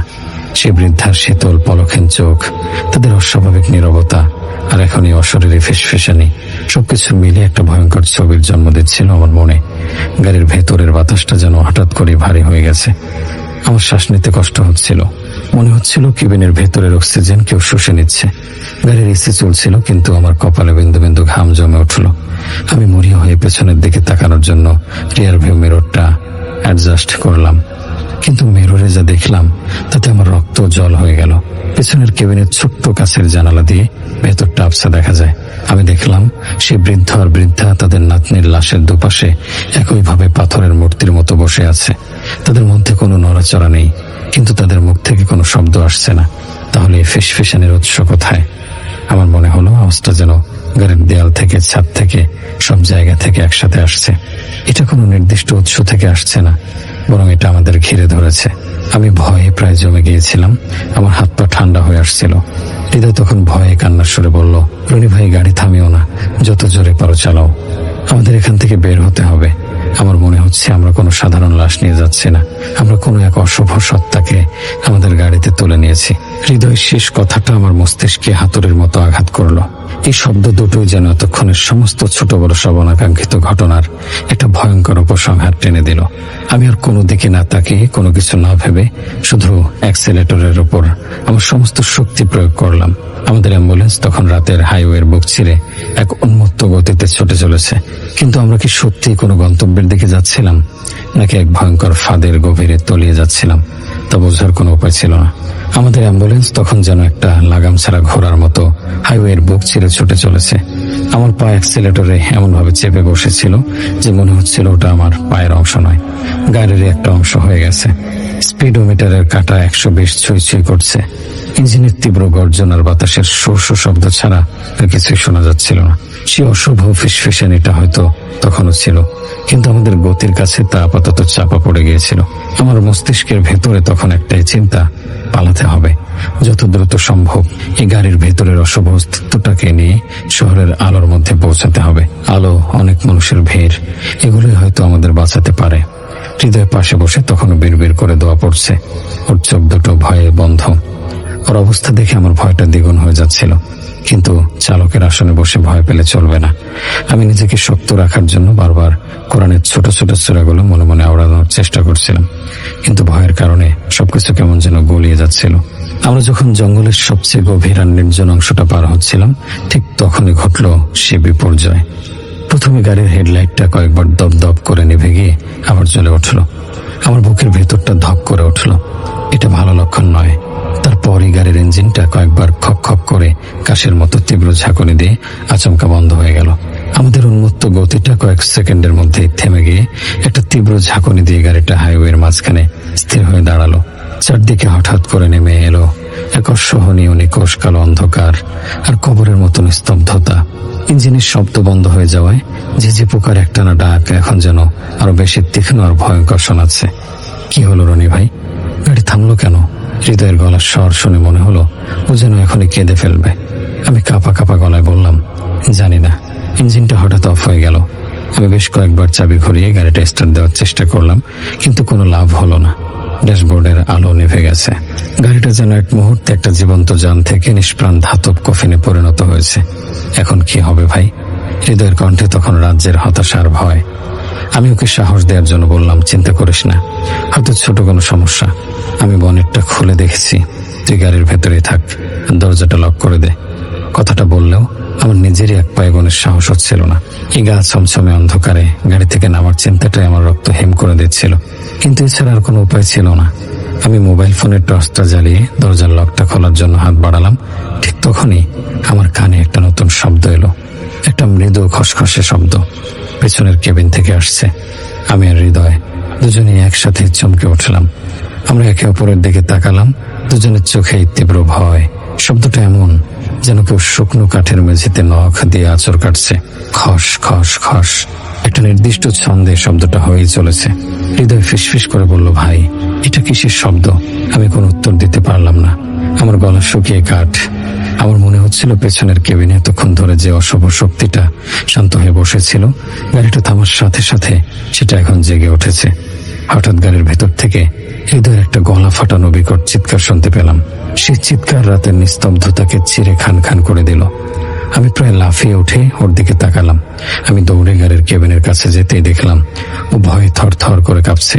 চোখ দুটো কোটর থেকে প্রায় বেরিয়ে আসার উপক্রম। মুখটা কাগজের মতো সাদা হয়ে গেছে। ও পাগলের মতো কেবিন থেকে বের হওয়ার জন্য দরজার হাতলটা ধরে টানা হেঁচড়া করছে। আমি ওকে ঝাঁকুনি দিয়ে বললাম, আরে কি হয়েছে? এমন করছিস কেন? চিৎকার করছিস কেন? হৃদয় কোনো কথা বলতে পারছিল না। ও শুধু কাঁপা কাঁপা আঙুলে পেছনের দিকে ড্রাইভার আর পেছনের কেবিনের মাঝখানের ছোট্ট স্লাইডিং জানালাটার দিকে ইশারা করলো। সেই জানালাটা আমরা সবসময় সামান্য ফাঁকা করে রাখি, যাতে পেছনের পরিস্থিতি বোঝা যায়। কি কি দেখেছিস ওখানে? আমি মরিয়া হয়ে জিজ্ঞেস করলাম। হৃদয় তখন কোনো মতে তোতলাতে তোতলাতে বলল, রনি ভাই, ওই ওই বুড়োটা, আমি ওই জানালা দিয়ে পেছনে দেখছিলাম। বুড়োটা আমার দিকেই তাকিয়েছিল, কিন্তু কিন্তু তার চোখে কোনো মনে ছিল না রনি ভাই। শুধু দুটো কালো গভীর গর্ত, যেন কেউ চোখ দুটো তুলে নিয়েছে। আর সে আমার দিকে তাকিয়ে হাসছিল। তার ঠোঁটের কোণে রক্ত লেগেছিল। সে হাসছিল। ওর কথাগুলো আমার মস্তিষ্কে যেন কেউ গরম শেষে ঢেলে দিল। আমি অবিশ্বাসে মাথা নাড়লাম। বললাম, তোর মাথা একদম খারাপ হয়ে গেছে, ভয়ে আবোল তাবোল বকছিস। এসব মনের ভুল। কিন্তু আমার নিজের মন বলছিল হৃদয় মিথ্যে বলছে না, ওর ভয়টা সত্যি। ওর বিবর্ণ মুখ, বিস্ফারিত চোখ, এগুলো কোনো অভিনয়ের ফল হতে পারে না। আমি ওকে শান্ত করার বৃথা চেষ্টা করতে করতে কাপা পায়ে নিজেই সেই ছোট্ট জানালাটার দিকে এগিয়ে গেলাম। আমার বুকের ভেতরটা হাতুড়ির মতো পেটাচ্ছিল। কি দেখতে চলেছি আমি? হৃদয়ের কথা কি সত্যি? আমি যখন জানালায় চোখ রাখলাম, তখন আমার মনে হলো যেন আমার হৃৎপিণ্ডটা এক মুহূর্তের জন্য থেমে গেছে। আমি যা দেখলাম তা হৃদয়ের বর্ণনার চেয়েও হাজার গুণ বেশি ভয়ঙ্কর। সে বৃদ্ধ লোকটি সত্যি আমার দিকে তাকিয়ে আছে। তার চোখ দুটো সত্যি নেই, শুধু দুটো শূন্য অন্ধকার কোটর। কিন্তু সবচেয়ে ভয়ঙ্কর ব্যাপার হলো, সে তার পাশে শোয়ানো তার নাতনির লাশের উপর ঝুঁকে আছে। ছেলেটার বুকের উপর যে সাদা চাদরটা ছিল সেটা সরানো, আর সে বৃদ্ধ তার নিজের আঙুল দিয়ে ছেলেটার বুকের কাঁচা মাংস চিরে চিরে খাচ্ছে। তার মুখে ঠোঁটের কোণে লেগে আছে টাটকা রক্ত। আমি আর নিজেকে ধরে রাখতে পারলাম না। একটা তীব্র ভয়ের স্রোত আমার শির দ্বারা বেয়ে নেমে গেল। আমি চিৎকার করে পেছনে সরে এলাম। আমার মনে হচ্ছিল আমি এক্ষুনি জ্ঞান হারাবো। আমি আর হৃদয় দুজনেই বুঝতে পারলাম আমরা কোনো সাধারণ মানুষ বা লাশের সাথে ভ্রমণ করছি না। আমরা এক মাংস খেকো নরপিশাচের খপ্পরে পড়েছি। আমি ওকে কোনো মতে বললাম, হৃদয় যাই হোক, গাড়ি থেকে নামা যাবে না। আমার কথা শেষ হতে না হতেই পেছনের কেবিনের দরজায় ভেতর থেকে কেউ সজোরে ধাক্কা মারতে শুরু করলো। ধাম ধাম ধাম, যেন কেউ একটা ভারী হাতুড়ি দিয়ে দরজাটা ভাঙার চেষ্টা করছে। সেই সাথে ভেতর থেকে ভেসে আসছিল এক পৈশাচিক ঘর ঘরে আওয়াজ। সেটা মানুষের হাসি বা কান্না কিছুই নয়, তার চেয়েও ভয়ঙ্কর কিছু। আমরা দুজন ভয়ে একে অপরকে জড়িয়ে ধরে শুধু আল্লাহকে ডাকতে থাকলাম। আমাদের পালানোর আর কোনো পথ ছিল না। আমরা এক চলন্ত কফিনের ভেতরে দুই জীবন্ত লাশ হয়ে আটকে পড়েছিলাম। ভেতর থেকে আসা সেই পৈশাচিক ধাক্কার শব্দে আমাদের দুজনেরই আত্মা খাঁচা ছাড়া হওয়ার জোগাড়। মনে হচ্ছিল যেন সাক্ষাৎ যমদূত দরজায় করাঘাত করছে। প্রতিটি ধাক্কায় পুরো অ্যাম্বুলেন্সটা কেঁপে উঠছিল। আমি আর হৃদয় ভয়ে একে অপরকে এমনভাবে জড়িয়ে ধরেছিলাম যেন সেটাই আমাদের জীবনের শেষ আশ্রয়। আমাদের মুখ দিয়ে তখন কোনো কথা সরছিল না, শুধু ঠোঁট নড়ছিল আর অবিরত আল্লাহর নাম বেরিয়ে আসছিল। আমার মনে হচ্ছিল এই বুঝেই পেছনের কেবিনের ওই পাতলা অ্যালুমিনিয়ামের দরজাটা ভেঙে যাবে আর ওই নরপিশাচটা আমাদের ঘাড়ে এসে ঝাঁপিয়ে পড়বে। কতক্ষণ এভাবে কেটেছিল জানি না, হয়তো কয়েক মিনিট, কিন্তু আমাদের কাছে মনে হচ্ছিল যেন অনন্তকাল। হঠাৎ পেছনের ধাক্কা ধাক্কির শব্দটা থেমে গেল। আমরা দুজন ভয়ে ভয়ে কান খাড়া করে রইলাম। চারদিকে আবার সেই কবরের মতন নিস্তব্ধতা, কিন্তু এই নিস্তব্ধতা আগের চেয়েও বেশি ভয়ঙ্কর, কারণ আমরা জানি ওপাশে কি অপেক্ষা করছে। আমি কাঁপা কাঁপা গলায় হৃদয়কে বললাম, শব্দ থেমে গেছে। হৃদয় কোনো উত্তর দিল না। ও হয়তো ভয়ে কথা বলার শক্তিও হারিয়ে ফেলেছে। আমি মরিয়া হয়ে আবার গাড়ির চাবিটা ঘোরালাম। একবার, দুইবার, তিনবার, না, কোনো সাড়া নেই। গাড়িটা যেন চিরকালের জন্য অচল হয়ে গেছে। আমি হতাশ হয়ে স্টিয়ারিং হুইলের ওপর মাথা রেখে দিলাম। আমাদের সব আশা শেষ, এখন শুধু সময়ের অপেক্ষা। ঠিক তখনই আমার মাথায় একটা চিন্তা এলো, একটা মরিয়া পাগলাটে চিন্তা। আমি হৃদয়কে বললাম, শোন, যা হওয়ার হবে, আমি আরেকবার চেষ্টা করব, তুই শুধু চোখ বন্ধ করে আল্লাহকে ডাকতে থাক। এই বলে আমি আবার চাবিটা ইগনিশনে ঢোকালাম। তারপর চোখ বন্ধ করে আমার জীবনের সমস্ত শক্তি দিয়ে আল্লাহকে ডাকলাম, ইয়া আল্লাহ, তুমি ছাড়া বাঁচানোর আর কেউ নেই, দয়া করো। এই বলে আমি চাবিতে মোচড় দিলাম, আর অবিশ্বাস্যভাবে একটা তীব্র গর্জন করে গাড়ির ইঞ্জিনটা জীবন্ত হয়ে উঠল। ড্যাশবোর্ডে আলো জ্বলে উঠল। হেডলাইটটা রাতের অন্ধকারকে চিরে দিল। মনে হলো যেন কোনো দৈব শক্তি আমাদের ডাকে সাড়া দিয়েছে। আমি এক মুহূর্ত দেরি করলাম না। গিয়ার ফেলে অ্যাক্সেলেটরে এমনভাবে চাপ দিলাম যে চাকাগুলো হাইওয়ের ওপর তীব্র আর্তনাদ করে উঠল। আমাদের অ্যাম্বুলেন্স আবার ছুটতে শুরু করলো। আমি আর পেছনে তাকানোর সাহস করিনি, শুধু সামনে তাকিয়ে গাড়ি চালাচ্ছিলাম। হৃদয় তখন কিছুটা ধাতস্থ হয়েছে। ও ফিসফিস করে বলল, রনি ভাই, গাড়ি আর থামিও না, প্লিজ, আর থামিও না। আমি বললাম, না, আর থামবে না, সোজা হাসপাতালে গিয়ে থামবে। আমরা দুজনে কিছুটা স্বস্তির নিঃশ্বাস ফেললাম। ভাবলাম হয়তো সবচেয়ে বড় বিপদটা কেটে গেছে। কিন্তু আমরা জানতাম না আসল বিভীষিকা তো তখনও বাকি। কিছু দূর যাওয়ার পর হৃদয় হঠাৎ বলে উঠল, রনি ভাই, আবার ওই আওয়াজটা আসছে। আমি কান খাড়া করলাম। হ্যাঁ, এবার কোনো ফিসফিসানি নয়, স্পষ্ট ধস্তাধস্তির আওয়াজ। পেছনের কেবিন থেকে আসছে, যেন কেউ কারোর সাথে মারামারি করছে, জিনিসপত্র ছোড়াছড়ি করছে। আমি কিছুই বললাম না, চুপ করে গাড়ি চালাতে লাগলাম। ভাবলাম যা হচ্ছে হোক, আমি আর গাড়ি থামাবো না। কিন্তু আওয়াজটা ক্রমশ বাড়তে লাগলো। হঠাৎ করে আমি হৃদয়কে বলে উঠলাম, কিরে হৃদয়, তুই কি গাড়ির পেছন থেকে ধস্তাধস্তির মতো আওয়াজ পাচ্ছিস? আমার কিন্তু এবার স্পষ্ট মনে হচ্ছে। এবার হৃদয় যে এতক্ষণ ধরে ভয়ে সিটিয়েছিল কিছুটা নড়ে চড়ে বসলো আর বলল, হ্যাঁ রনি ভাই, আমি তো অনেকক্ষণ ধরেই আওয়াজ পাচ্ছি, কিন্তু ভাবলাম এবার আমার মনের ভুল নাকি, তাই আর কিছু বলিনি তোমাকে। ওর কথা শুনে আমার বুকের ভেতরটা আবার ধুকপুক করতে শুরু করলো। কি হচ্ছে পেছনে? ওই বৃদ্ধ কি এবার তার স্ত্রীর ওপর চড়াও হলো? আমি হৃদয়কে বললাম, হৃদয়, খুব সাবধানে একবার ক্যাবিনেটের ওই ফাঁক দিয়ে পেছনে দেখ তো কি হচ্ছে। সে ভয়ে ভয়ে ঘাড় ঘুরিয়ে পেছনে তাকালো, কিন্তু পর মুহূর্তে সে যা দেখলো তা দেখে এবার আর তার অবাক লাগলো না, বরং ভয়ে তার রুহ কেঁপে উঠলো। ওর চোখ দুটো আবার বিস্ফারিত, মুখটা কাগজের মতো সাদা হয়ে গেছে। আমি ওকে ঝাঁকুনি দিয়ে জিজ্ঞেস করলাম, কি কি দেখেছিস? সব ঠিক আছে তো নাকি? হৃদয় কোনো কথা বলতে পারলো না, শুধু কাঁপা কাঁপা গলায় বলল, রনি ভাই, আমি কিছু বলতে চাচ্ছি না, তুমি শুধু গাড়িটা থামাও, থামিয়ে নিজের চোখে দেখো। ওর গলার স্বরে এমন এক ভয়াবহতার ইঙ্গিত ছিল যে আমার আর এক মুহূর্ত গাড়ি চালানোর সাহস হলো না। আমি রাস্তার পাশে সশব্দে ব্রেক কষে গাড়িটা থামালাম। কাঁপা কাঁপা পায়ে আমি নিজে ক্যাবিনেটের ছোট্ট জানালা দিয়ে ওই পাশটায় তাকালাম, আর যা দেখলাম তাতে আমারও পায়ের নিচ থেকে যেন মাটি সরে গেল। আমি দেখলাম অ্যাম্বুলেন্সের দরজার ভেতর থেকে মজবুত করে লাগানো, কিন্তু ভেতরে কেউ নেই। সেই বৃদ্ধ দম্পতি, তাদের নাতনির লাশ, কিছুই নেই। পুরো অ্যাম্বুলেন্সটা ভেতর থেকে একদম ফাঁকা, যেন আমরা শুরু থেকে একটা খালি অ্যাম্বুলেন্স নিয়ে যাচ্ছিলাম। এবার তো আমাদের দুজনের হাত পা কাঁপুনি শুরু হয়ে গেল। আমাদের মস্তিষ্কে আর কোনো যুক্তি কাজ করছিল না। এটা কিভাবে সম্ভব?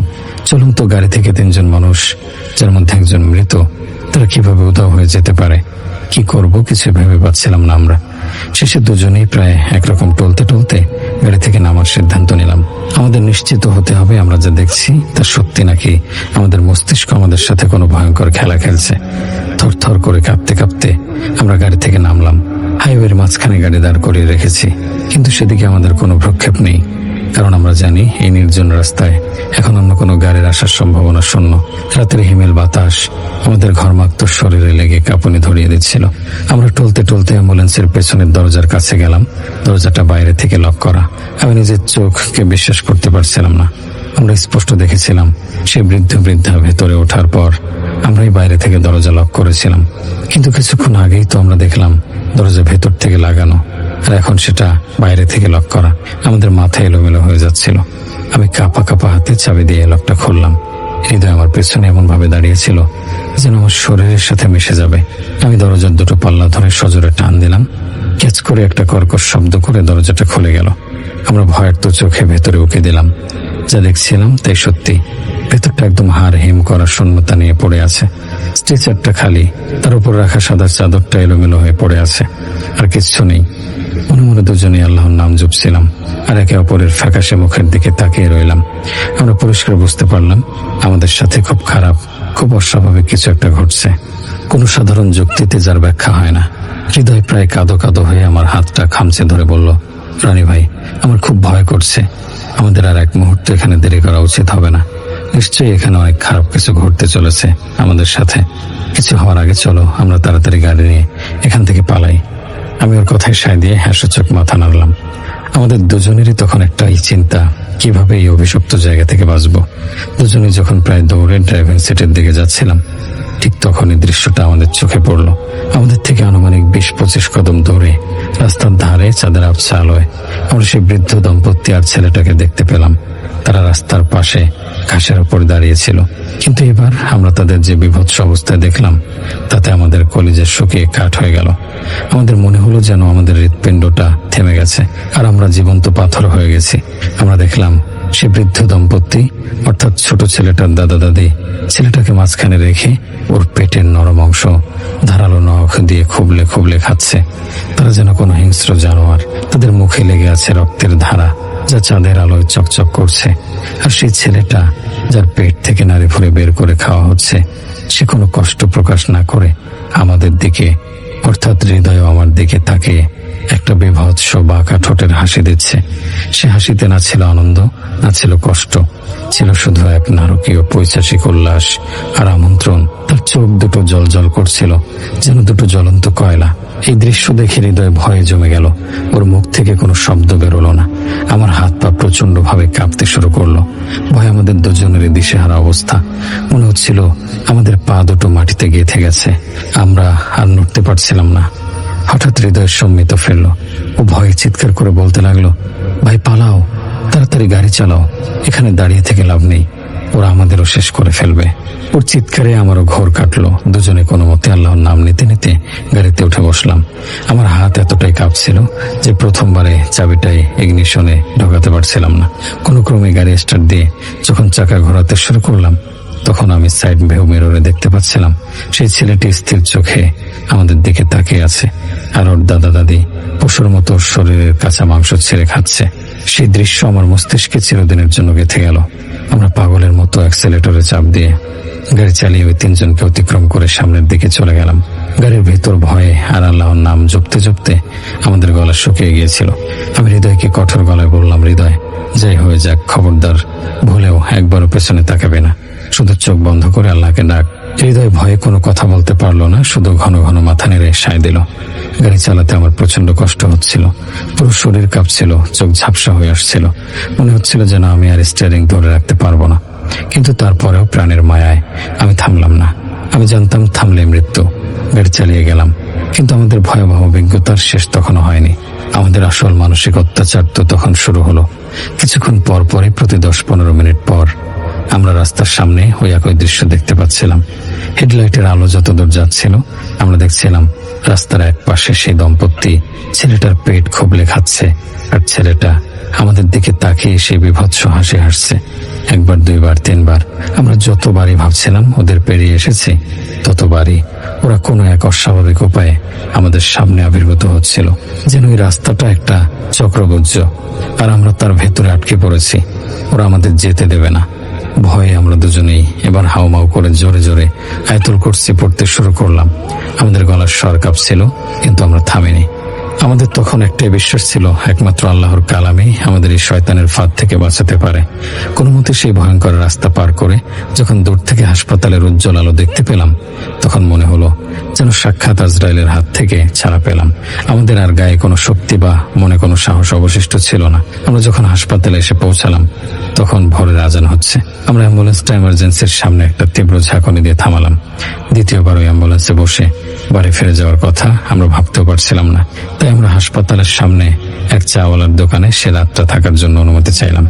আমরা যখন এসে পৌঁছেছিলাম, তখন চাওয়ালা সবেমাত্র ঝাঁপ ফেলে দোকান বন্ধ করছিল। আমাদের এমন বিধ্বস্ত ঘর্মাক্তর ফ্যাকাশে অবস্থা দেখে সে জিজ্ঞেস করলো, কি হয়েছে ভাই আপনাকে, এমন দশা কেন? কোনো অ্যাক্সিডেন্ট করছিলেন নাকি? আমরা শুধু বললাম, চাচা আজ খুব খারাপ কিছুর হাত থেকে দুজনে প্রাণে বেঁচে ফিরেছি, শুধু এতটুকুই বুঝে রাখেন, একটু বসার জায়গা হবে? চাওয়ালা হয়তো ভাবলো আমরা অ্যাম্বুলেন্সের ড্রাইভার, রাতের বেলা কত কিছুই তো দেখি, আমাদের সাথে অস্বাভাবিক ঘটনা ঘটা খুব স্বাভাবিক। তাই তিনি আর কিছু না বলে আমাদের দোকানের বেঞ্চিতে থাকার অনুমতি দিয়ে বাড়ি ফিরে গেলেন। পরের দিন সকালে আমি আর হৃদয় প্রচন্ড জ্বরে আক্রান্ত হলাম।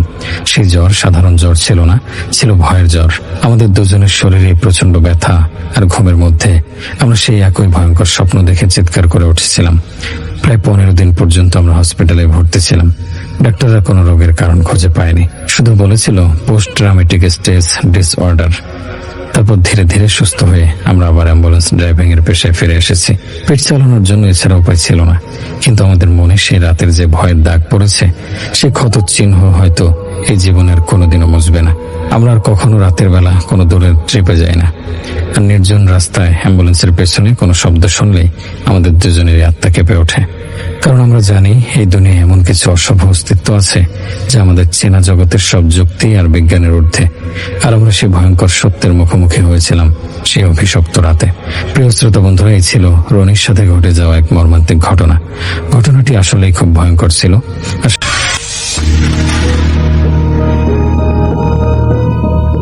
যে ঘটনাটি বলবো তা আজ থেকে প্রায় 10-12 বছর আগের একটি ঘটনা। ঘটনাটি ঘটেছিল 2008-9 সালের দিকে, এক বর্ষার রাতে। আমি আরিফ ছোটবেলা থেকেই বাবার সঙ্গে আমাদের গ্রামের বড় বাজারে একটি মুদির দোকান চালাতাম। বাজারটির নাম ছিল চরকালি বাজার। দিনের বেলা সেখানে মানুষের ভিড় লেগেই থাকে, কিন্তু রাত 10টার পর পুরনো বাজার যেন অন্য এক জগতে পরিণত হয়ে যেত। বাজারের একবারে শেষ মাথায় একটি পুরনো টিনের দোকান ছিল। বহু বছর আগে সেখানে এক বৃদ্ধ ব্যবসায়ী থাকতেন। লোকমুখে শোনা যেত এক রাতে দোকানের ভিতরের তার রহস্যজনকভাবে মৃত্যু হয়। এরপর থেকে কেউ সেই দোকান আর ভাড়া নেয়নি। আমি এসব গল্পে বিশ্বাস করতাম না।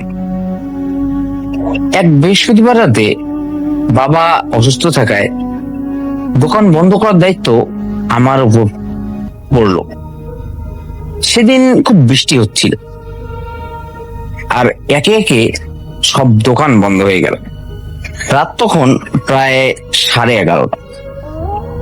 হিসাব মিলিয়ে শাটার নামাতেই যাব, এমন সময় পাশের ফাঁকা দোকান থেকে ভেসে এলো, 1 কেজি চিনি দিবা? আমি যেন নিমিষেই চমকে উঠলাম। পাশের দোকান তো বহু বছর ধরে বন্ধ। ভাবলাম হয়তো কেউ মজা করছে। টর্চ নিয়ে বাহিরে বের হলাম। পুরো বাজারে আমি ছাড়া আর কাউকে আমি দেখতে পেলাম না। শুধু টিনের চালের উপর বৃষ্টির শব্দ হচ্ছে। এরপর আমি দোকানে ফিরে যাই। আবারও তালা লাগাতে যাব, ঠিক সেই সময় আবারও একটি কণ্ঠস্বর ভেসে আসে, এই যে দোকানদার, আমার জিনিসটা। এবার শব্দটা আমার কানের খুব কাছেই। হঠাৎ দোকানের বাতি 2-3 বার টিম করে নিভে গেল।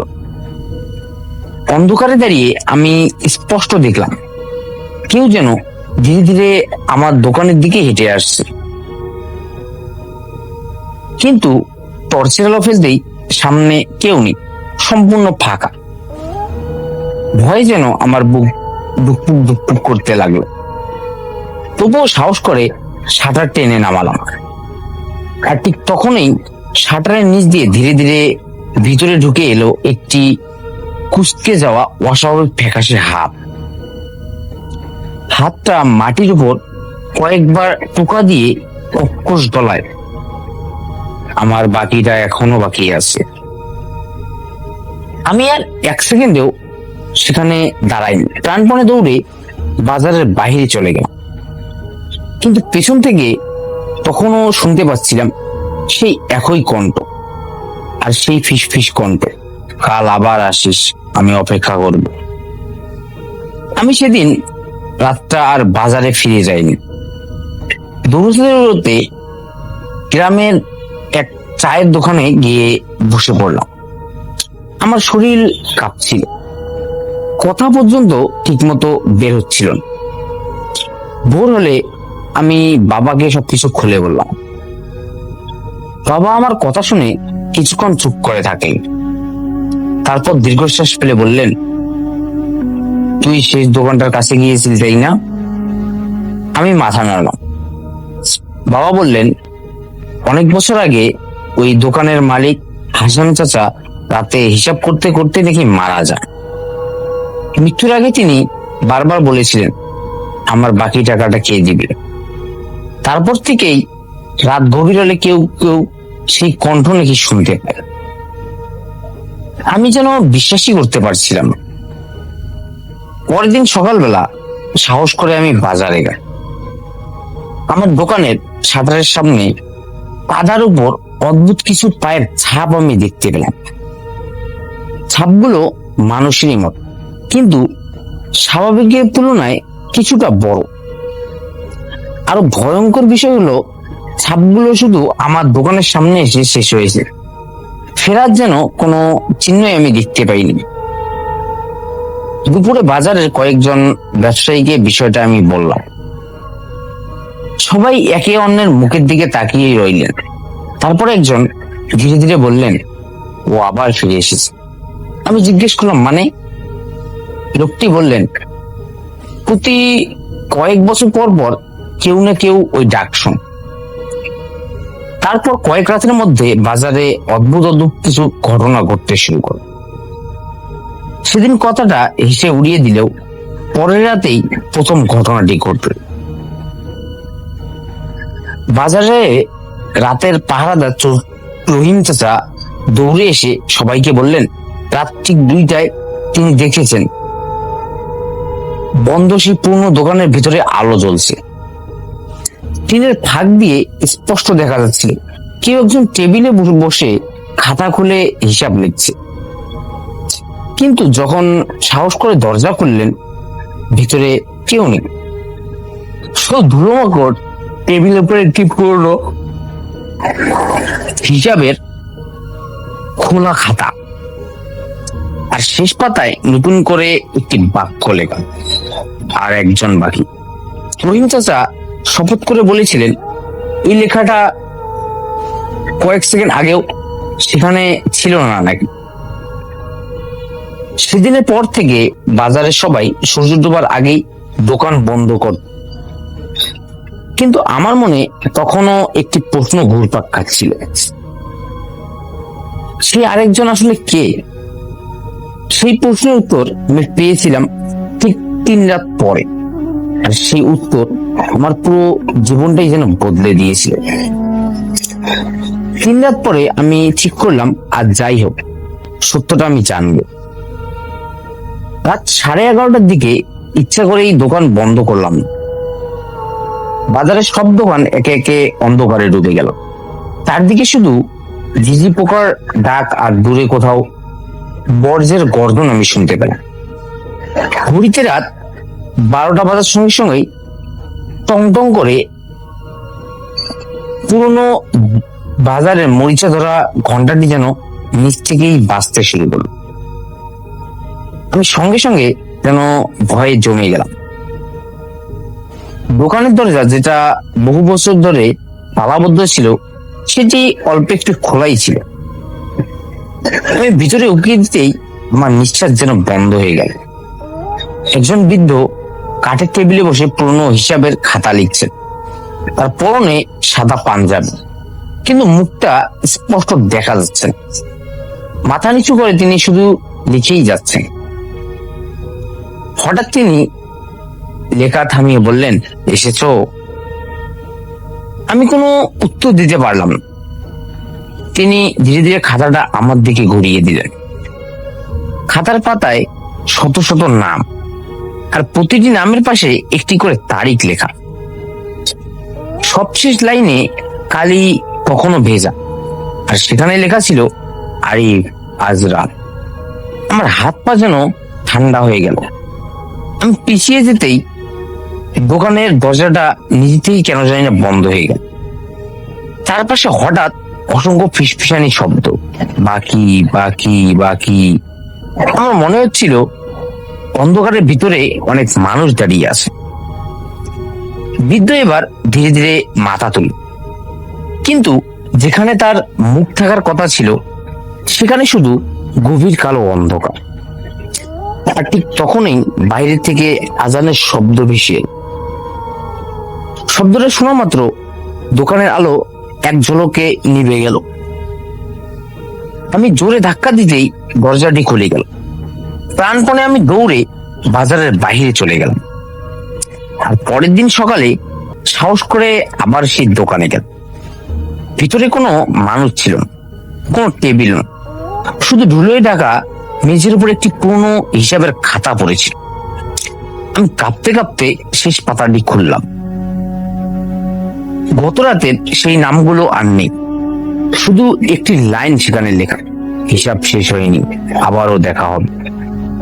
সেই ঘটনার পর আমি আর কোনোদিন রাতের পরে ওই বাজারে থাকি। তবে আজও যখন কোনো নির্জন বাজারে গভীর রাতে দূর থেকে কারো কণ্ঠ ভেসে আসে, 1 কেজি চিনি দিবা, তখন